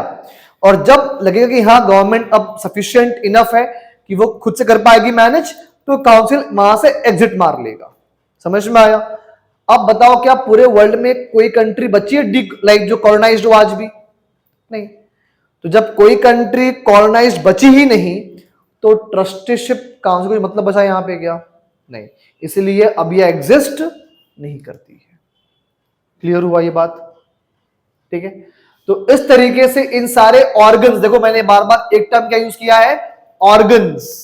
ना तो मैंने बोला बॉडी, ना तो मैंने बोला ऑर्गेनाइजेशन। क्यों? क्योंकि इन 6 जो आपके नाम दिए हुए हैं इनके लिए ये टर्म यूज किया ही जाता है कि दे आर व्हाट, यूएन के ऑर्गन्स। क्या है यूएन के ये ऑर्गन्स। अब कुछ और जो है आपकी है, लेट्स नाम WHO, world health organisation, UNESCO, UNICEF, ये भी किससे अटैच्ड है? With UN. बट इनको हम ऑर्गन्स नहीं बोलते, इनको हम बोलते हैं they are the bodies linked with the UN. समझ में आया? तो ऑर्गन्स जब भी आएगा तो यही 6 नाम सामने तुम्हारे आने चाहिए हमेशा। क्लियर हुई इतनी बात? ठीक है, चलो। तो यहां दिया हुआ है कि भाई यूएन ने एक काम जो बहुत इंपॉर्टेंटली किया हुआ है पूरे वर्ल्ड में, क्या स्टैब्लिश किया? पीस। देखो एक सबसे बड़ी दिक्कत कहां पर आई ना, कि जब इन कंट्रीज ने, ब्रिटेन ने, फ्रांस ने जब लिबरेट किया अफ्रीकन कंट्रीज को, एशियन कंट्रीज को, भाई इन्होंने अपने अकॉर्डिंग वहां बाउंड्री ड्रॉ कर दी। क्या ड्रॉ कर दी? अपनी एक बाउंड्री। फॉर एग्जाम्पल, ठीक है, चलो ये मानते हैं ये है अफ्रीकन कॉन्टिनेंट। ठीक है, अब हुआ क्या कि भाई अफ्रीका में बहुत सारी क्या है, 100 ट्राइब्स हैं। ठीक है, और स्टार्टिंग से वहां ऐसा रहा है कि एक ट्राइब का अपना इलाका, अपना रूल, खत्म। ठीक है, और हर ट्राइब अपने अपने एरिया में क्या था, ऑटोनोमस था। तो ये मानते भाई यहां पे एक ट्राइब थी, यहां पे एक थी, 2 3 4 5 6, तो ऐसे करके बहुत सारी ट्राइब्स थी। ठीक है, कुछ भी होता है, रैंडमली हम ड्रॉ कर रहे हैं यहां पे, राइट? यहां पर 4, यहां पर 4 6 ऐसे करके। बट दिक्कत क्या हुआ कि भाई जब यूरोपियंस वहां पहुंचे, उन्होंने क्या किया, ब्रिटेन ने इतनी पूरी बाउंड्री बना ली कि यहां मेरा एरिया, फ्रांस ने ये पूरी बाउंड्री बना ली, पोर्चुगल ने यहां पूरी बाउंड्री बना ली, और जर्मनी ने यहां पूरी बाउंड्री बना ली। दिक्कत क्या किया भाई, इन लोगों ने बाउंड्री बनाई अपनी कन्वीनियंस के लिए। ठीक है, तो जब ये इन कंट्रीज को छोड़ के गए, क्या कर दिया कि ठीक है, अगर ब्रिटेन लेफ्ट हो रहा है तो ये पूरा कंट्री बन गया। बट दिक्कत क्या है, यहां पे 4 डिफरेंट टाइप के लोग रह रहे हैं। ठीक है, जिनका पास्ट ऐसा रहा है कि ये कभी भी किसी एक के अंडर नहीं रहे। हर ट्राइब कैसे रही है, हमेशा से ऑटोनोमस। ठीक है, और ये प्रॉब्लम हुआ with all the African Nations. ठीक है, किसको हम बोलते भी हैं, रीड्रॉइंग ऑफ बाउंड्रीज। ठीक है, जो किया इन कॉलोनीज ने। दिक्कत क्या हुआ, वो चले गए यहां से। ठीक है, अब इन 4 ट्राइब्स के अंदर क्या स्टार्ट हो गया, कॉन्फ्लिक्ट। कौन किस पे रूल करेगा? समझ में आया? तो इस कारण से अफ्रीका में क्या स्प्रेड हो गया, सिविल वॉर, बहुत सी कंट्रीज में, और आज तक चल रहा है। ठीक है, तो जिन भी कंट्रीज में सिविल वॉर होता है, जहां पे क्या होता है, स्टार्ट कॉन्फ्लिक्ट, तो वहां पर पीस एंश्योर करने के लिए यूएन अपनी फोर्सेस डिप्लॉय करती है। कौन?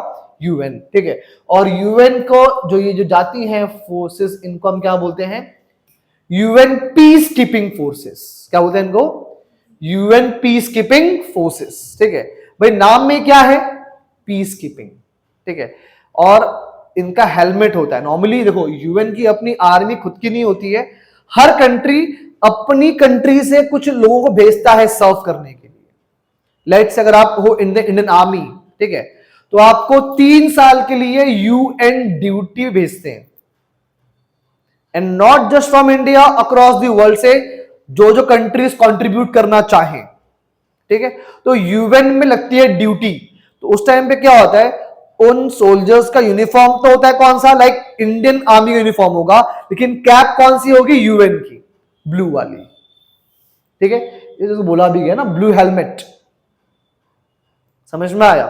और वो एक ऐसा टाइम होता है जहां पे वर्ल्ड की डिफरेंट डिफरेंट कंट्रीज की आर्मीज एक साथ काम करती हैं एक कॉज के लिए। ठीक है, हुआ है कि भाई किसी वॉर में जहां पे 2 ऑफिसर्स, एक इंडिया से एक पाकिस्तान से, अभी तो एनिमी है, बट इन्होंने कभी साथ में कहां सर्व किया है? Under United Nations, right. तो चीजें होती है वहां पे। तो इस तरीके से यूएन ने ये काम किया। और ध्यान रहे, ऐसे पीस कीपिंग मिशंस में सबसे हाईएस्ट कंट्रीब्यूशन पूरे वर्ल्ड से इंडिया करती है इन नंबर्स ऑफ सोल्जर्स। क्योंकि अपने को क्या है, अपने लोग जाएंगे वहां पे, सैलरी वहां से मिलती है, ठीक है। तो वी आर लाइक चलो कोई नहीं यार, हमारा पैसा बच गया यहाँ पे, 3 साल सैलरी उस टाइम पे। तो नॉर्मली आर्मी के लोग, सीएपीएफ जो सीआरपीएफ वगैरह इनके लोग, और स्टेट पुलिस में जो लोग ना बहुत ही काम करते हैं एक्सीलेंस वाला, उनको डिप्लॉय वहां पे किया जाता है। कहां पे? यूएन पीस कीपिंग मिशंस के लिए, ठीक है। तो यहाँ पे एग्जांपल भी दिया हुआ है कि मेजर ये जो मिशंस कहां कहां पर हुए हैं। देखो सारे नाम अगर तुम देखो एक्सेप्ट फॉर दिस, सारे नाम अफ्रीकन कंट्रीज के हैं। समझ में आया? और हर मिशन का अपना अपना नाम था। क्लियर हुआ? तो साइप्रस, यहां पे दिक्कत क्या थी भाई? ग्रीक एंड टर्किश ये आपस में फाइट कर रहे थे, ठीक है। किसने रोका? जाके यूएन की फोर्सेस ने बोला कि नहीं भाई वॉर मत करो, ठीक है, शांति से मांडवली कर लो, मामला खत्म करो यहां पे। क्लियर हुआ? अदरवाइज कंट्रीज कौन है यहां पे मेजरली? अफ्रीकन कंट्रीज, ठीक है, जहां पे majority of UN peace keeping missions काम करते हैं। यहां पे दिया हुआ है कि भाई India one of the largest, और ये मान लार्जेस्ट है, एक तो इंडिया और दूसरा बांग्लादेश। दूसरा कौन? बांग्लादेश। ये दो कंट्रीज सबसे हाईएस्ट नंबर में सोल्जर्स भेजती हैं कहां पे? यूएन पीस कीपिंग मिशंस के लिए, यूएन पीस कीपिंग मिशंस के लिए। और इंडिया ने देखो इन सारे जगहों पे सर्व किया हुआ है। और इवन यूएन का पहला ऑल वुमेन पीस कीपिंग जो फोर्स गया था, इंडिया से गया था। बिकॉज दिक्कत ये होती है कि इन कॉन्फ्लिक्ट्स के अंदर अगर सबसे ज्यादा किसी को इंपैक्ट होता है, it is women's. Because conflict में rapes and these things are very common things, ठीक है। तो उस टाइम पे भाई उनको बचाने के लिए एक ऐसा ग्रुप चाहिए जो उनकी जो सेंसिटिविटीज है वो समझता हो उन्हें। तो इसलिए ऑल वुमेन फोर्सेस, तो इंडिया ने पहली बार वो सेंड किया था कब? 2007 में। किस कंट्री में? लाइबेरिया में। समझ में आया? तो ये कुछ चीजें याद रहे, ठीक है। फिर दिया हुआ है कि अब समस्या ये है, मैंने क्या बोला कि ठीक है कुछ लेवल पे अच्छा काम किया इन लोगों ने, लेकिन दिक्कत क्या होता है कि जब भी किसी इंपॉर्टेंट इशू पे वोटिंग होने वाली होती है, जो कंट्रीज जिनके पास क्या है? Permanent seat, they have veto power. They have what? Veto power. ये अपने वीटो का क्या करती है वहां पे? मिसयूज, अपने इंटरेस्ट में, ना कि वर्ल्ड के इंटरेस्ट में, ठीक है। लेट्स से भाई रशिया ने अटैक किया किसके ऊपर? यूक्रेन। प्रपोजल आया कि रशिया वॉर बंद करे, लेकिन रशिया खुद क्या है? एक परमानेंट मेंबर। वो लेकर आ गया मैं अपने खुद के लिए वीटो यूज करूंगा भाई। अगर वो नहीं भी करता तो चाइना करता उसके प्लेस पे, ठीक है। Same in the case of Israel, US use करता है उस चीज को, राइट। और प्रॉब्लम ये है ना कि सिर्फ क्यों इन P5 कंट्रीज के पास है, why not the other countries? दूसरा, ये P5 कंट्रीज वो हैं, ठीक है, जो क्या जीत के आई थी? World war 2। और भाई वर्ल्ड वॉर 2 को हुए 80 साल हो चुके हैं, राइट। तो 80 साल पहले का वर्ल्ड ऑर्डर आज भी हम फॉलो कर रहे हैं। कहां पे? In the United Nations. होना यह चाहिए था कि आज के टाइम पे जो कंट्रीज पावरफुल हैं या जो एज अ इमर्जिंग पावर्स हैं, उनको प्लेस मिलना चाहिए कहां पे? इन द परमानेंट मेंबरशिप, जिसके लिए इंडिया डिमांड कर रहा है, ठीक है। तो right now India, Germany, Japan and Brazil, ये 4 कंट्रीज डिमांड कर रही हैं परमानेंट मेंबरशिप के लिए, ठीक है। तो एक तो वो रिक्वायरमेंट है, तो हमने क्या बोला? हमें क्या दे दो वहां पे? परमानेंट सीट दे दो, ताकि भाई वो पावर सिर्फ इन 5 के पास ना हो कि कितने कंट्रीज के पास जाए टोटल? वो 9, ठीक है। तो वो चीजें आपकी बन जाती है इंपॉर्टेंट। तो यहां दिया हुआ है रिगार्डिंग टू यूएन, ठीक है, क्या रिफॉर्म्स हैं, क्या बदलना चाहिए। जो उन्होंने बात की थी याद है कि 9 वोट भले मिल जाए, बट अगर 1 वोट क्या लग गया वहां पे? वीटो, पूरा प्रपोजल कोलैप्स। ठीक है, तो वो वहां पे स्ट्रक्चर दिया हुआ है, या आपके परमानेंट मेंबर्स हैं। ठीक है, कब कब किसने किसी यूज किया हुआ है सी, भाई यूएस ने इजराइल के लिए 42 टाइम्स आज तक वीटो पावर यूज किया है। ठीक है, सेम चाइना और रशिया ने सीरिया वाले इशू को लेके 4 बार यूज किया था। ठीक है, तो ये प्रॉब्लम्स हैं बहुत बार, और प्रॉब्लम्स का हमको क्या चाहिए, रेजोल्यूशन। वो कब आएगा, जब इन 5 कंट्रीज का जो डोमिनेंस है, in short you can say दादागिरी, जब ये खत्म होगा तो कहीं बात बनेगी। अदरवाइज जो कंट्रीज क्लेम करती हैं कि हम हैं वर्ल्ड के कौन प्रोटेक्टर्स, ये खुद किसी और कंट्री को एक्सप्लॉइट कर रही होती है। लेट्स से यहां पे दिया एग्जांपल चाइना। ठीक है भाई, चाइना किसको अलाउ नहीं कर रहा है, ताइवान क्या बनने के लिए, यूएन का मेंबर, और ये बात करते हैं कि हम वर्ल्ड में क्या करेंगे, इंश्योर पीस, हम सबको सबका दिलाएंगे अधिकार। राइट, तो वो चीजें यहां पर है कुछ। राइट, तो इंडिया क्लियरली बोलता है एक काम करो, या तो कंट्रीज को बढ़ाओ, किसमें, परमानेंट मेंबर के अंदर, दूसरा या तो वीटो पावर नाम की चीज ही खत्म कर दो। समझ में आया? ठीक है, तो वो स्टैंड है। बाकी यहां वापस आ रहा है आईएमएफ एंड वर्ल्ड बैंक ने डिस्कस किया हम लोगों ने इन डिटेल। ठीक है, फिर यहां पे दिया हुआ है रिगार्डिंग टू योर WTO। देखो सीधी सी बात है भाई, वर्ल्ड लेवल पे ये चीज बहुत करती है matter, from family to world. Right, तो भाई अल्टीमेटली वर्ल्ड किससे बना है, ह्यूमन बीइंग से। ठीक है, और हम ह्यूमन बीइंग की टेंडेंसी में आजकल पैसा क्या है, एक सबसे बेसिक चीज, उसके बिना नथिंग इज पॉसिबल। राइट, अब सेम जो ग्लोबल लेवल पे आप बात करो, मैंने क्या बोला था भाई, ये जो इकोनॉमिक डेवलपमेंट, जब जब जिन जिन कंट्रीज में इकोनॉमिक डेवलपमेंट होता है ना, उस कंट्री में पीस होता है, वहां पे क्या होता है, पीस। ठीक है, 2 कंट्रीज ऐसी हैं जो दोनों क्या है, रिसोर्सेस नहीं है उनके पास, वो दोनों फाइट करेंगे आपस में। क्या करेंगे आपस में, फाइट करेंगे to get more and more resources. ठीक है, दूसरा उस कंट्री के अंदर भी फाइट्स होंगे। समझ में आया? तो इसीलिए वो चीज ना हो, जिस कारण से ये 3 क्या बनाए गए, ग्लोबल लेवल के इकोनॉमिक इंस्टीट्यूशंस, हमने बात की थी। आईएमएफ बनाया गया है सो दैट किसी भी कंट्री की इकोनॉमी कोलैप्स ना हो सके, कोलैप्स ना हो सके। तो जब भी कोई भी कंट्री की इकोनॉमी किस में होती है, इनटू क्राइसिस, तो कौन करता है हेल्प, आईएमएफ। दूसरा, डेवलपिंग और अंडर डेवलप कंट्रीज के अंदर जो भी बेसिक इंफ्रास्ट्रक्चर क्रिएट करना हो, ठीक है, या वहां पे डेवलपमेंट चलाने हो प्रोजेक्ट्स, तो वहां कौन करता है, फाइनेंस, वर्ल्ड बैंक। दूसरा देखो यार, अब मैं बोलूं कि सिर्फ चाइना ही एक्सपोर्ट किए जा रहा है, तो अदर कंट्रीज का जो मैन्युफैक्चरिंग बेस कभी हो पाएगा एक्सपांड, कभी नहीं। तो इसलिए यह जरूरी है कि हर कंट्री क्या करे, अपने मार्केट को क्या रखे, open.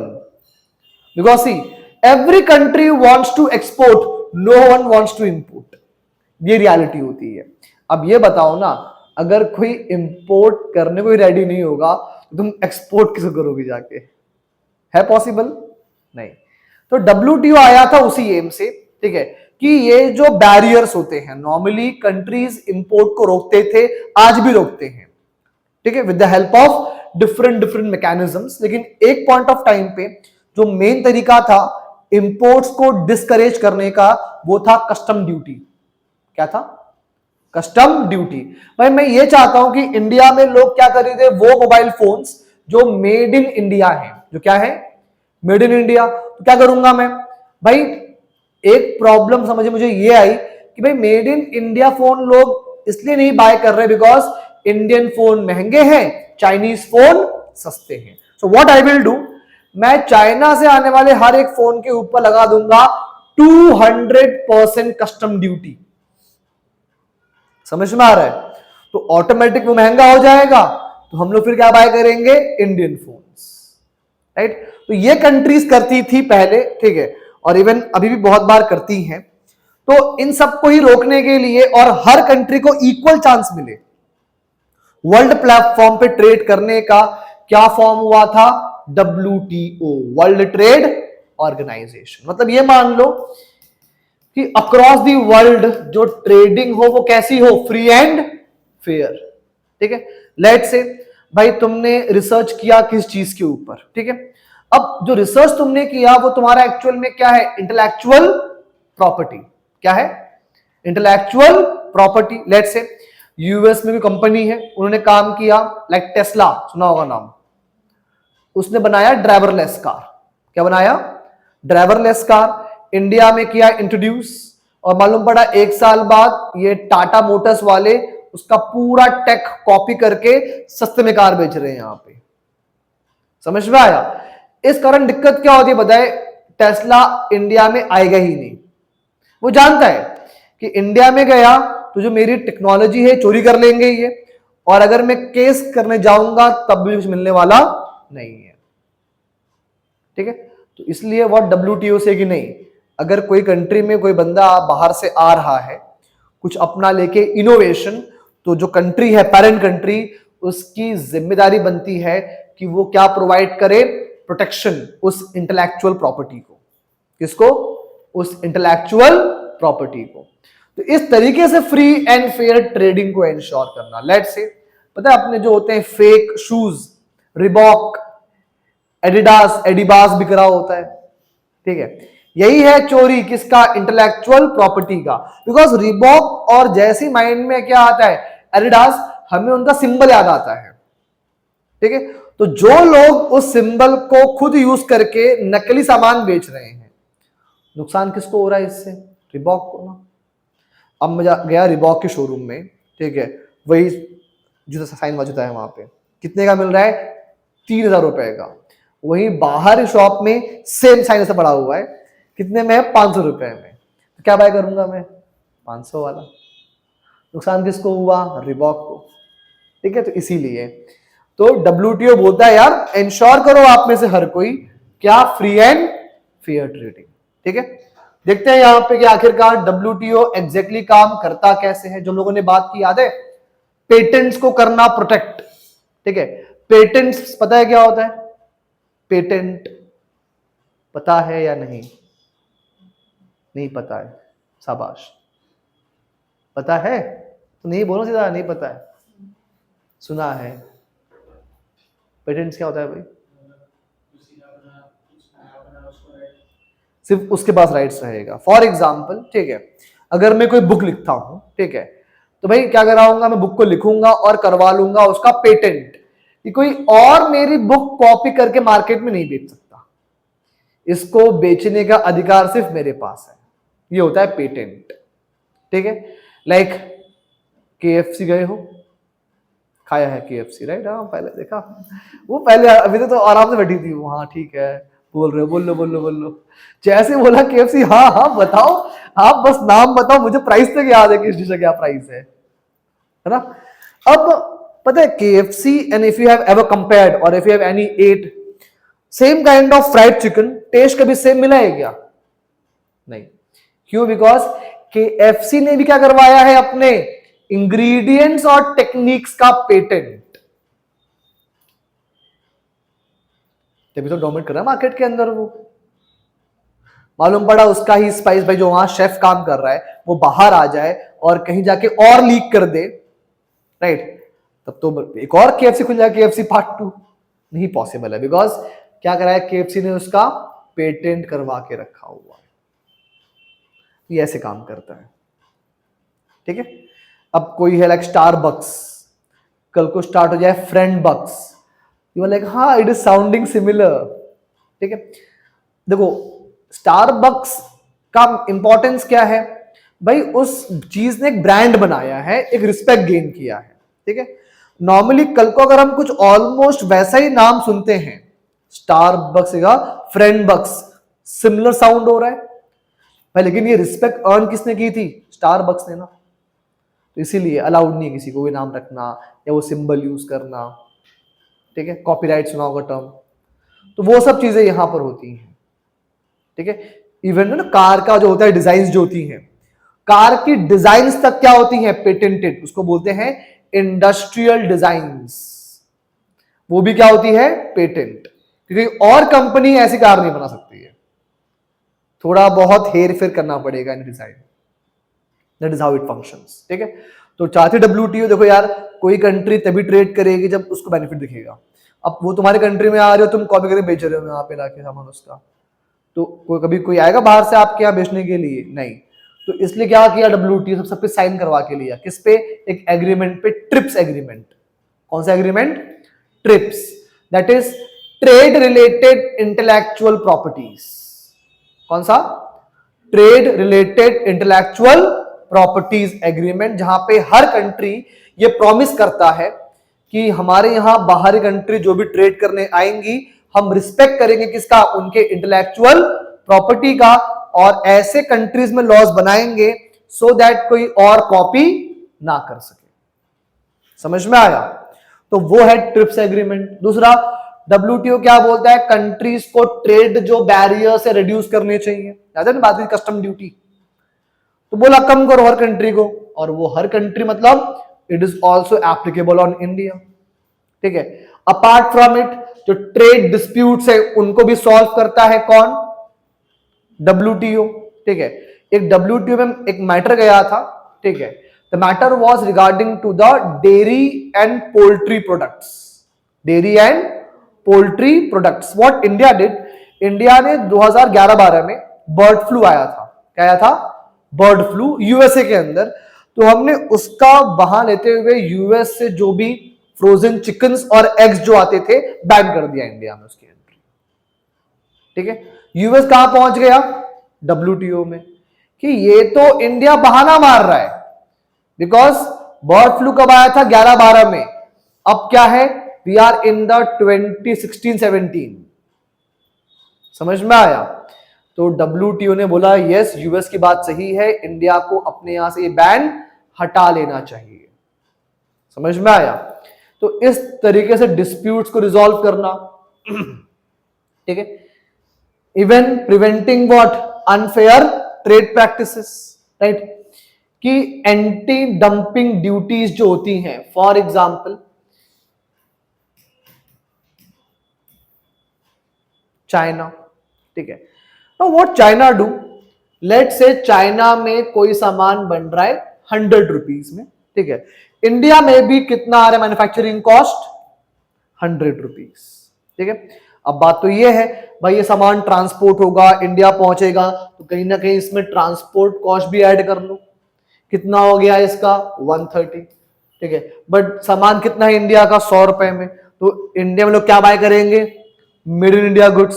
So what China do, China अपने यहां पे देता सब्सिडी, किसको, अपने मैन्युफैक्चरर्स को, कि तुम इसको जाओ और इंडिया में सेल करो 90 रुपए में, तो दे आर लाइक सर नुकसान 40 रुपीज का, government like don't worry, for 40 rupees हम तुमको देंगे। समझ में आया? ठीक है।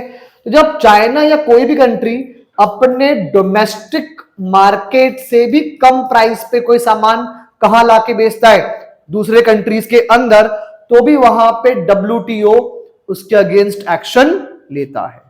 ठीक है, यहां पे किसी केस दिया हुआ है action against EU, European union ये अपनी कंट्री में कर रहा था शुगर जो मैन्युफैक्चरर्स थे उनके लिए, कि उनको इतना सब्सिडीज देता था सो दैट बाहर शक्कर सस्ते में बेच पाए। समझ में आया? एंड देन लास्ट क्या दिया हुआ है, supporting whom, supporting to the developing countries. For example, ठीक है, एक बताता हूं यहां पे concept, green box, amber box, blue box. कभी नाम सुना ये 3 बॉक्स से पहले, आज से पहले कभी भी नहीं, अब सुन लो। ठीक है, देखो WTO क्या बोलता है पता है, कि जो भी गवर्नमेंट सब्सिडीज देती हैं किस फील्ड में, एग्रीकल्चर की फील्ड में। देखो कुछ सब्सिडीज अच्छी होती हैं, क्यों? बिकॉज बहुत बार गवर्नमेंट वो सब्सिडीज कहां देती है, रिसर्च एंड डेवलपमेंट के लिए, जो जरूरी भी है, इससे अच्छा क्रॉप्स आएंगे, ठीक है, अच्छे सीड्स, अच्छा पेस्टिसाइड, सब कुछ जनरेट होगा वहां पे। तो यहां कोई दिक्कत नहीं है। दिक्कत कहां पर है, जब सब्सिडीज ऐसे दी जाए जिससे फार्मर का इनपुट कॉस्ट क्या हो जाए, रिड्यूस हो जाए, ठीक है, और फिर ग्लोबल मार्केट में वो सस्ते रेट पे जाके अपना फूड ग्रेन बेचे। समझ में आया? तो दिक्कत उन कंट्रीज को होगी जो सब्सिडीज प्रोवाइड नहीं कर पा रहे। और हमने क्या कहा था, फ्री एंड फेयर होना चाहिए मामला। लेकिन अगर कोई कंट्री बहुत क्या दे रही है सब्सिडीज, तो क्या फ्री एंड फेयर बचने वाला है मामला क्या वहां पे? नहीं। तो व्हाट डब्ल्यूटीओ सेज कि ऐसी सब्सिडीज जो होंगी, ठीक है, इनको क्या नाम दिया पता है? इनको नाम दिया subsidies under amber box. Amber means red, amber means red. तो ऐसी सब्सिडीज क्या होंगी? लिमिटेड। क्या होंगी? लिमिटेड, ठीक है। लिमिटेड कैसे? अगर कोई डेवलप्ड कंट्रीज है तो वो ऐसी सब्सिडीज पे अपने टोटल जीडीपी का सिर्फ कितना स्पेंड कर सकती है? 5%। वेयर एज डेवलपिंग कंट्रीज जो होती है उनके लिए थोड़ा फ्लेक्सिबल है, कितना? 10%। और वो कंट्रीज जो लीस्ट डेवलप कंट्रीज है, कौन सी? लीस्ट डेवलप कंट्रीज, उनके लिए कोई लिमिट नहीं है। समझ में आया? तो इस तरीके से डब्ल्यूटीओ जो है वो हेल्प करता है, ठीक है, राइजिंग नेशंस का, लीस्ट डेवलप कंट्रीज का। क्लियर हुआ इतना बात?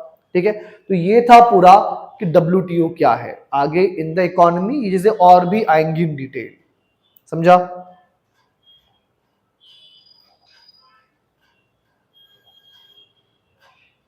ठीक है, क्लियर हुआ इतना पॉइंट यहां तक?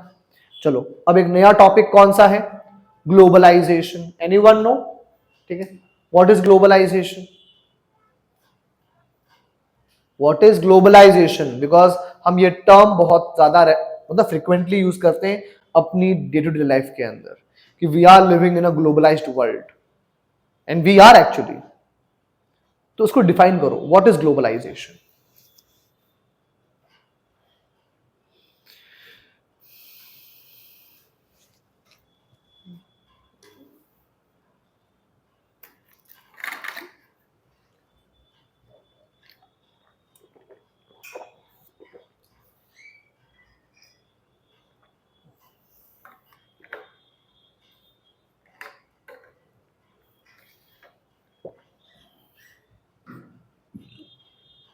बताइए।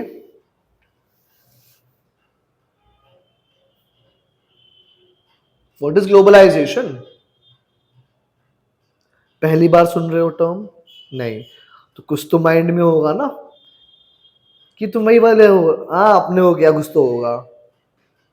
तुम सब ले रहे हो बेनिफिट ग्लोबलाइजेशन, लेकिन पता नहीं क्या है ग्लोबलाइजेशन। भाई जो हम कपड़े पहन रखे हम लोगों ने, किसका पार्ट है? ग्लोबलाइजेशन का। ठीक है, गर्ल्स को जो इतनी मिली हाई लिबर्टी, किसका पार्ट है?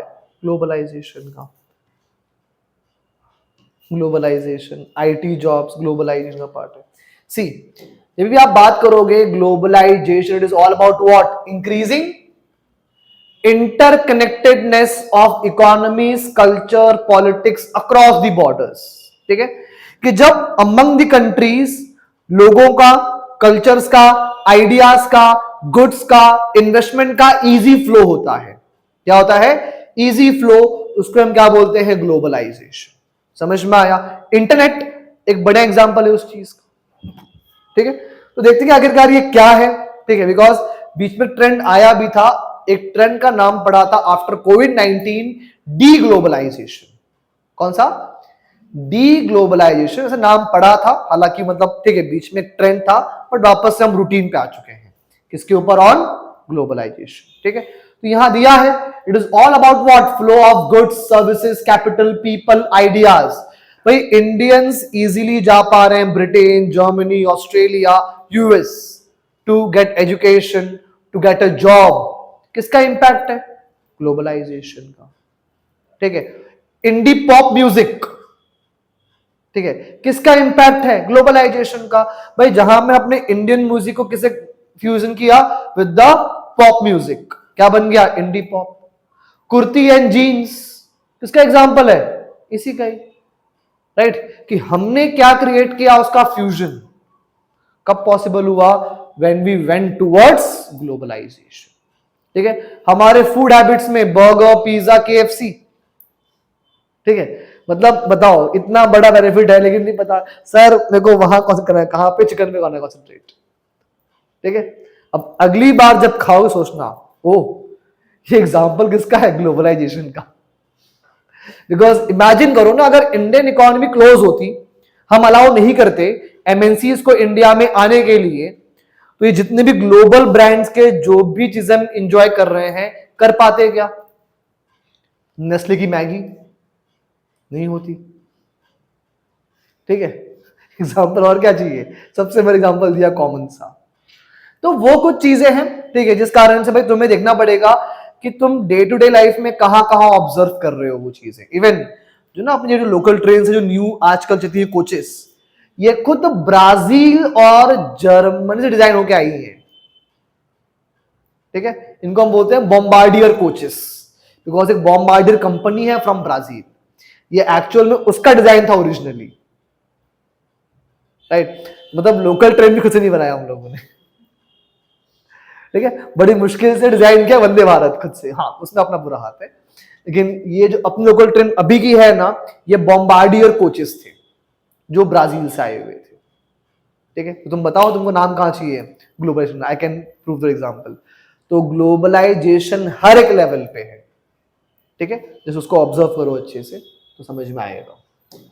चलो ठीक है, तो यहां पे दिया हुआ है कि भाई ग्लोबलाइजेशन अक्रॉस द वर्ल्ड हो रहा है प्रमोट, कैसे मालूम पड़ रहा है? नंबर 1 भाई एमएनसीज का एक्सपांशन। ठीक है, एंड राइट नाउ इंडिया में एक चीज बहुत ज्यादा प्रमोट हो रही है, इट इज व्हाट? जीसीसी। क्या है GCC? It means global capability centres. It means what? Global capability centres. Normally क्या होता है कि पता है मैकडी हो या कोई भी ऐसी कंपनी हो जो एमएनसी है, पता है वो अपने जो कुछ चीजें होती हैं like customer service and everything, वो अभी तक वो लोग आउटसोर्स कर देते थे, किसी और थर्ड पार्टी से काम कराते थे। Now what they are doing, अब वो ये सारे काम इन हाउस करेंगे। क्या करेंगे? In house. ठीक है, एक ही सेंटर से वो पूरे वर्ल्ड के जो ऑपरेशन है वो करेंगे मैनेज। उनको हम क्या बोलते हैं? GCC, global capability centres. ठीक है, तो ये सेंटर्स इंडिया में ओपन हो रहे हैं मेजरली हैदराबाद के अंदर। राइट, तो ये एग्जांपल किसका है? ग्लोबलाइजेशन का। भाई Indian companies Infosys, Wipro, TCS working in the Europe, किसका एग्जांपल है? ग्लोबलाइजेशन। एप्पल के लिए बड़ा मार्केट कौन है? इंडिया। वो कंपनी कहीं और की, सामान बिक कहीं और रहा है। समझ में आया? टीवीएस की auto, like if you see Mumbai के रोड्स के ऊपर, normally this autos are of Bajaj company. TVS की ऑटो फेमस है कहां पर है? अफ्रीका में। कहां फेमस है? अफ्रीका में। तो सी, तो एमएनसीज का यही जो एक्सपांशन है, ठीक है, वो क्या शो करता है कि भाई कोई भी कंट्री, ठीक है, कंप्लीटली सेल्फ सफिशिएंट नहीं हो सकता। दूसरा कि इवन ये भी नहीं कि इन कंपनीज का बेस कहीं एक हो, इन कंपनीज की हर एक चीज अलग अलग कंट्रीज में होती है। लेट्स से एप्पल का रिसर्च एंड डेवलपमेंट कहां पे होगा? यूएस और अमेरिका में। पार्ट्स बनेंगे कहां पे? चाइना में। असेंबल कहां पे होंगे? इंडिया में। समझ में आया? ठीक है, सेम यहां पे दिया हुआ है, टोयोटा हो, कोका कोला हो, एवरीथिंग। ठीक है, same goes to capital flows. भाई इंडिया में जो आज डेवलपमेंट हो रहा है, ठीक है, रिमेंबर अगर फॉरेन कैपिटल नहीं होता, इंडिया में जो अभी प्रोग्रेस हम देख रहे हैं ये भी नहीं हुआ होता। ठीक है, लेट्स से बुलेट ट्रेन। ठीक है, बुलेट ट्रेन को फंडिंग जापान प्रोवाइड कर रहा है। कौन? जापान प्रोवाइड कर रहा है। हमने एक मिशन लॉन्च किया था इंडिया में, अटल भूजल योजना, ग्राउंड वाटर को रिजुविनेट करने के लिए। फंडिंग कौन दे रहा है? World bank, 50% of loan. ठीक है, और इंडिया में भी जो कॉर्पोरेट्स हैं वो डिपेंड करती हैं फॉरेन बैंक्स के लोन्स के ऊपर, बिकॉज वो सस्ता पड़ता है। अभी आप कभी जाओ लेने के लिए एजुकेशन लोन, 10%, 12%। ठीक है, फॉरेन कंट्रीज में वही लोन 1% और 2% में दिया जाता है। ये हालत है वहां पे। ठीक है, जापान में इट इज -1, -2%। मतलब आप लोन लो, बैंक आपको इंटरेस्ट पे करेगी, लोन लेने पे इंटरेस्ट पे करेगी। उनकी ये हालत है। ठीक है, तो जो हम बोरो करते हैं उसको हम बोलते हैं एक्सटर्नल कमर्शियल बोरोविंग्स। ठीक है, देखो इसमें बेनिफिट दोनों का है भाई, उनके पैसे जहां पे यूज होंगे उससे क्रिएट होगी इंडस्ट्री। ठीक है, बैंक से मिलेगा इंटरेस्ट, तो it is in a mutual interest of the countries, तो वो कैपिटल का इनफ्लो होना। ठीक है, प्लस जो हमने बात की WTO क्या प्रमोट करता है, ग्लोबल फ्री ट्रेड, कि मार्केट को ओपन रखो for every company, for every country. ठीक है, एट द पॉलिटिकल लेवल देखो नॉर्मली क्या आता पहले हमेशा से कि एक कंट्री के अंदर उसकी गवर्नमेंट और उसकी जो पार्लियामेंट होगी, जो डिसाइड करेगी गवर्नमेंट करेगी डिसाइड, कंट्री वही होगा। ठीक है, लेकिन आजकल ऐसा नहीं है, आजकल इवन गवर्नमेंट्स को भी ग्लोबल प्रेशर के अंडर अपनी चीजें चेंज करनी पड़ती हैं। लेट्स से WTO, भाई कस्टम ड्यूटी कितना रहेगा नहीं रहेगा ये कौन करे डिसाइड, गवर्नमेंट ऑफ इंडिया ना, बट WTO ने फोर्स किया ना आखिरकार कि चेंज योर डिसीजन। ठीक है, same goes to your IMF, भाई जब भी कोई कंट्री IMF से लोन लेने जाता है, व्हाट IMF सेज, लोन मिलेगा लेकिन टाइड लोन मिलेगा, मतलब लोन तब मिलेगा जब आप अपनी इकोनॉमिक पॉलिसीज चेंज करोगे। समझ में आया? तो जैसे हम बोलते हैं कि कोई कंट्री सॉवरेन है, कोई भी कंट्री कंप्लीटली सॉवरेन नहीं है, वो कहीं ना कहीं कॉम्प्रोमाइज करती है। ठीक है, और ये किसका इंपैक्ट है, ग्लोबलाइजेशन का। सेम एनवायरमेंटल एग्रीमेंट्स, भाई अब हर कंट्री बोल रहा है कि हम क्या करेंगे, कार्बन डाइऑक्साइड का कम करेंगे एमिशन। कैसे मालूम पड़ा, पेरिस ट्रीटी पे साइन किया है, तो ट्रीटी पे साइन किया है तो you have to make your laws accordingly. ठीक है, एंड देन सेम, तो जो बात की हम लोगों ने कि कोई भी कंट्री इंडिपेंडेंट एक्ट नहीं कर सकता, we all have to follow what, global rules. आप नहीं करोगे फॉलो, वो भी नहीं करेंगे, तो इसमें ना तो फुलफिल होगा आपका इंटरेस्ट ना किसी और का इंटरेस्ट। समझ में आ रहा है? ठीक है, सेम वे भाई आजकल ऐसा है कि किसी भी कंट्री से ज्यादा कंट्री जिस ग्रुपिंग का पार्ट है वो ग्रुपिंग का क्या बढ़ गया है, इंपॉर्टेंस। और साथ साथ अगर हम देखें जो डिस्कस किया ना हम लोगों ने, याद है यूनाइटेड नेशंस का इंटरफेरेंस, जो एग्जांपल था EU का, आसियान का। ठीक है, तो इसने क्या कर दिया कि जो नेशन का कॉन्सेप्ट था, जिसको पहले हमेशा से क्या माना गया था, सुप्रीम, किसी भी कंट्री मैन की सबसे सुप्रीम क्या है, नेशन। इवन उस नेशन के ऊपर भी अब किसका रोल आ गया है, इन ऑर्गेनाइजेशन का, विच शोज पॉलिटिकल डायमेंशंस। मतलब क्या कि किसी भी कंट्रीज में जो लॉज बन रही हैं, पॉलिसीज बन रही हैं, इस पे अकेले उस कंट्री कंट्रोल है क्या, नहीं, वो कंट्री खुद किससे इन्फ्लुएंस है, इन ऑर्गेनाइजेशन से, इन ट्रीटीज से। समझ में आया? ठीक है, कल्चरल डायमेंशन जो हम लोगों ने बात की, खाना हो, लैंग्वेज हो। ठीक है, अभी कल ही मैं थोड़ा सा इंस्टाग्राम स्क्रॉल कर रहा था, आई फाउंड चटनी म्यूजिक। कौन सा म्यूजिक, चटनी म्यूजिक। ठीक है, सुना है भी नाम इससे पहले, नहीं। दबंग 2 देखी मूवी, दबंग पार्ट 2? यार कुछ तो कया करो लाइफ में। ठीक है, तो तुम्हारा एग्जाम्पल है ही नहीं फिर वो, राइट। तो उसमें एक सॉन्ग है चटनी को रिगार्डिंग। ठीक है, वो चटनी सॉन्ग 1969 में वेस्ट इंडीज में प्रोड्यूस किया गया था। कहां पे, West Indies, because West Indies में यूपी बिहार के लोग हैं जिनको ब्रिटिशर्स ले गए थे यहां से काम करवाने के लिए। तो वो चटनी म्यूजिक फेमस हुआ, और किसने कॉपी किया, हम लोगों ने। इवन सुना भी होगा, बहुत से हॉलीवुड के सॉन्ग्स का जो बैकग्राउंड म्यूजिक है हम कॉपी कर रहे होते हैं। यही क्या है आपका कल्चरल डायमेंशन। इंग्लिश का यूज, अब यहां पे हम में सबको समझ में आती है इंग्लिश, हिंदी, सॉरी, ठीक है हिंदी, बट फिर भी हम क्या यूज कर रहे हैं यहां पे इंग्लिश। किसका इंपैक्ट है ये, ग्लोबलाइजेशन का। हाँ, अगर तुम में से कोई ऐसा होता जिसको हिंदी समझ में ही नहीं आती और तब हम इसको यूज कर रहे होते समझ में आता, लेकिन सबको समझ में आ रही है हिंदी, बट स्टिल पढ़ाई किसमें कर रहे हैं हम बैठ के यहाँ पे, इंग्लिश में। ठीक है, लेकिन क्या इस चक्कर में हमने पूरी जो अपनी पहचान थी पूरी खो दी क्या, नहीं भाई, आज भी है। कल्चर का क्या हुआ है, हाइब्रिडाइजेशन भी तो हुआ है। मैकडी ने क्या स्टार्ट कर दिया, Mac aloo tikki, aloo tikki famous snack north India में, बोला कि okay now let's put it between the buns, क्या बन गया ये इंडियन प्रोडक्ट, कौन सा, मैक आलू टिक्की। ठीक है, फिर हमने बात की थी याद है, indie pop music, western pop and Indian music, वो बन गया। ठीक है, फिर आपका बॉलीवुड मिक्सिंग जो था आपका, तो ये सब शो करता है द इंपैक्ट ऑफ ग्लोबलाइजेशन। ठीक है, लाइक कल ही मैंने कुछ रील्स ऐसी देखी बिकॉज फ्री था, आई सॉ कि मतलब जो गानों को मैं आज तक मास्टरपीस समझता था सबके सब कॉपीड है, सबके सब कॉपीड थे। उसका एग्जांपल उस रील के अंदर था कि वो कौन से वेस्टर्न म्यूजिक से लिया है इन लोगों ने।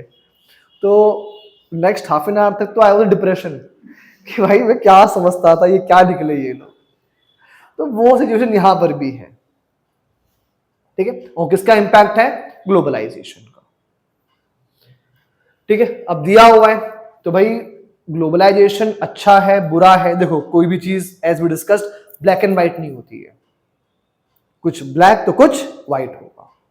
ठीक है, सेम आपका है regarding to the globalisation. Example भाई अगर अच्छा पॉइंट क्यों है ग्लोबलाइजेशन, बिकॉज इससे कंट्रीज की इकोनॉमी ग्रो करती है। लेट्स हम लोगों ने बात की कि भाई इंडिया में फॉरेन इन्वेस्टमेंट आया, राइट, फॉरेन कंपनीज आती हैं, जॉब प्रोवाइड कर रही हैं, तो इकोनॉमी बूम कर रही है हमारी। क्योंकि इंडिया की इकोनॉमी कब बूम करती है, आफ्टर 1991, जब क्या अडॉप्ट किया, एलपीजी, उसमें जी फॉर ग्लोबलाइजेशन, अच्छा नहीं बोला G for genius, right, G for globalization. ठीक है, एक तो वहां काम, दूसरा it gives more choices to customers. सोचो ना अगर मैकडी नहीं होता तो हमारे पास नेक्स्ट सिर्फ क्या होता, pani puri, samosa pav, vada pav, but this gives uh what, more choices, कभी बर्गर, कभी पिज्जा, कभी केएफसी, आपकी मतलब जहां जाओ। ठीक है, और पता है कंज्यूमर चॉइस बहुत इंपॉर्टेंट है। क्यों, जब मार्केट में कंपटीशन नहीं होता है ना, तो डोमेस्टिक कंपनीज क्वालिटी चीज बनाती भी नहीं है, बिकॉज दे आर लाइक कौन कुछ बिगाड़ लेगा हमारा, they are like that, like Tata Mahindra. Just देखो आजकल भी कार कितनी बन रही है, इनोवेटिव्स, डिजाइन्स। अगर सिर्फ ये लोग काम करते ना, ये लोग अभी बेचते वो 30 वाली कार बैठा के, काइंड ऑफ एम्बेसडर कार्स। इन्होंने अपने आप को क्यों बढ़ाया, बिकॉज ग्लोबल कंपनीज इंडिया में आ गई, टोयोटा आ गई, ह्यूंडई आ गई। ठीक है, इस कारण से सेम। ठीक है भाई, इवन जो बहुत सी इंडियन कंपनीज जो है ना, ठीक है, वो राइज हुई है just because of foreign companies.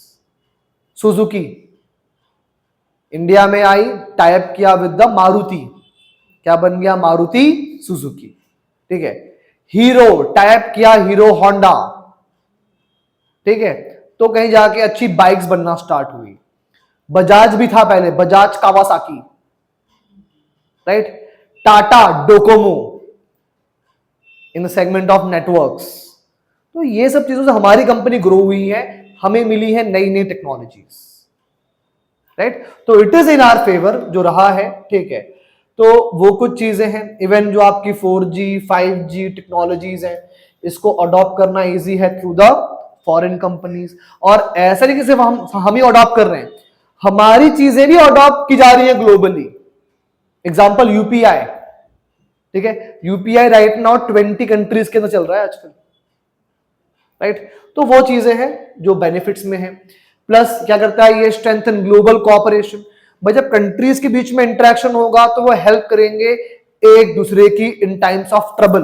Example क्या है उसका, कोविड-19, या फ्यूचर में जो इन्वायरमेंटल होने वाला डिजास्टर, क्लाइमेट चेंज, उससे निपटने के लिए क्या, पेरिस क्लाइमेट। अगर ये फीलिंग होती ही नहीं इंटरकनेक्टेडनेस वाली, ऐसे एग्रीमेंट साइन हो पाते, कभी नहीं। ठीक है, जनरेटिंग एम्प्लॉयमेंट बात की, रिड्यूसिंग द पॉवर्टी। ठीक है, कि इवन भाई ये जो बड़ी बड़ी कंपनीज होती हैं, ठीक है, foreign clothing brands, what do you think, ये अपना कपड़ा कहां कराती है मैन्युफैक्चर, बांग्लादेश के अंदर। जारा ब्रांड है ना सब ब्रांड, हाँ, जारा हो गया, जूडियो हो गया। पता है ये अभी तक 6 महीने पहले तक ये अपने कपड़े बांग्लादेश से इंपोर्ट कर लाते थे। ठीक है, बाकी सब छोड़ दो, बाकी जो भी आपका है अदर फॉरेन ब्रांड्स उनको छोड़ दो, इंडियन कंपनी भी कहीं और से लेकर आ रही थी। तो इससे क्या होता है, उन कंट्रीज में भी एम्प्लॉयमेंट जनरेट होता है। समझ में आया भाई? इवन इंडिया में भी आईटी सेक्टर क्यों बूम हुआ? बिकॉज यूरोपियन और यूएस कंपनी को रिक्वायरमेंट थी चीप इंग्लिश स्पीकिंग लेबर की, तभी तो आया हमारे यहां पे आईटी बीपीओ। ठीक है भाई, आज भी हमारी कंपनीज हैं टीसीएस एंड एवरीथिंग, हम कोई इनोवेशन नहीं करते हैं भाई, हम सिर्फ संभालते हैं उन कंपनीज का बैक एंड। समझ में आया? उसके लिए हमारी कंपनी फेमस है सिर्फ, नॉट फॉर इनोवेशन, राइट? तो आईटी में जो भी एम्प्लॉयमेंट है thanks to the globalisation, right? इसके बाद आर्ग्यूमेंट अगेंस्ट भी है। देखो चीजें दिक्कत ऐसे हो जाती हैं कि भाई अगर कोई चीज बाहर से आ रही है, स्टार्टिंग में क्या वो सस्ती होती है? क्या नहीं, वो महंगी होती है। लेट्स से अगर कोई लैपटॉप है जिसका कॉस्ट 1.5 लाख रुपीस है, ठीक है, और कोई लैपटॉप है 30,000 वाला, क्या दोनों के सेम होंगे फीचर्स? नहीं। अब दिक्कत यह है ना, जिसका 1.5 लाख वाला होगा लैपटॉप, वो अपने आप को एडवांस करके आगे बढ़ पाएगा, और इस रेस पीछे कौन छूट जाएगा? 30,000 वाला। तो इट प्रमोट्स व्हाट? इनइक्वालिटी। ठीक है, threat to the local industries, right? भाई कल को अगर इंडिया में न्यूजीलैंड और ऑस्ट्रेलिया की डेयरी फार्म्स आ गई, सब बर्बाद हमारे यहां सारे छोटे छोटे लेवल पे जो डेयरीज ऑपरेट कर रही हैं, क्योंकि वो ऐसी कंपनीज हैं जहां पे एक कंपनी के एक प्लांट में 25 से 30 हजार गाय भैंस होती हैं। 25 से 30 हजार गाय होती है एक प्लांट में। वो फील्ड में नहीं, वो प्लांट यूज करते हैं, मल्टी फ्लोर प्लांट होता है उनका, हर प्लांट पे हजार हजार गाय। उनका स्केल नहीं कर पाएंगे मैच हमारे लोग, ठीक है? अमूल नहीं कर पाएगा, फॉरगेट अबाउट छोटे मोटे लोग तो, राइट? तो एग्जांपल है यहां पे किसका? ठीक है, लॉस ऑफ कल्चरल आइडेंटिटी होता है ना बहुत बार। आजकल हम भूल गए हैं अपना फेस्टिवल सेलिब्रेट करना। संक्रांति गया अभी, मैक्स टू मैक्स क्या किया? वो तिल गुड़ खाया, उसके अलावा कुछ किया क्या? पतंग उड़ाया, शाबाश। अब बाकी लोग नहीं ना, ये है वो तरीका। होली खेलते हो? हाँ वेरी गुड, कुछ तो बचा है मतलब, ठीक है। लेकिन कहीं ना कहीं भाई हम अपनी लूज कर रहे हैं। भाई हमको न्यू ईयर पार्टी सेलिब्रेट करना याद है, लेकिन संक्रांति क्या है? कुछ भी नहीं है ये। तो ये एक प्रॉब्लम आ जाती है जब हम अपनी चीजों को भूलते हैं, ठीक है। Even preference of young generation वो कहां जा रहा है? Towards western food. इसका बेस्ट एग्जांपल है in Mumbai, if you search a best restaurant for Malvani thali, नहीं मिलेगा रे भाई। मैं परेशान होकर ढूंढते ढूंढते, मिला ही नहीं आज तक दिल्ली ढंग का। इन पुणे इट इज, पुणे में है, नासिक में है, मुंबई में नहीं मिला ढंग का। है मतलब बोलने वाला, नॉट रियली। क्यों नहीं है इतना फेमस? पता है, डिमांड नहीं है, ठीक है। डिमांड होती तो यहां भी प्रॉस्परस होते हैं वैसे रेस्टोरेंट्स। यहां चाइनीज रेस्टोरेंट बड़े फेमस है, ठीक है, या तो अरेबिक फूड, राइट। तो वो कुछ चीजें हैं जिस कारण समस्या है। And the best part, language, ठीक है। मैं तो कह रहा हूं कुछ टाइम बाद हिंदी खतरे में आ जाने वाली है। अभी तो ना जो अपने वर्नाकुलर्स जो है, भाई जो भी आपका होगा वर्नाकुलर, मराठी हो, हरियाणवी हो, ठीक है, भोजपुरी हो, कोई भी लैंग्वेज हो, वो तो खतरे में है ही। कुछ टाइम बाद जिसको हम एज अ कॉमन मानते हैं इंडिया में, हिंदी, खतरे में ये भी आने वाली है। क्योंकि सिर्फ एक चीज करेगा डोमिनेट, कौन? English, right. How many of you use your own mother tongue घर के अंदर बात करने के लिए? सब यूज करते हो घर के अंदर, विथ फ्रेंड्स? नहीं, देखा कितने लोग? हाँ, विथ फ्रेंड्स 1 2 3 हिंदी, ठीक है। चलो, नहीं, एटलीस्ट दोज फ्रेंड्स जो आपके बिलोंग करते हैं कास्ट, नॉट कास्ट, कम्युनिटी से या उस रीजन से, उनके साथ तो कम से कम वो वाली भाषा आप यूज कर सकते हो।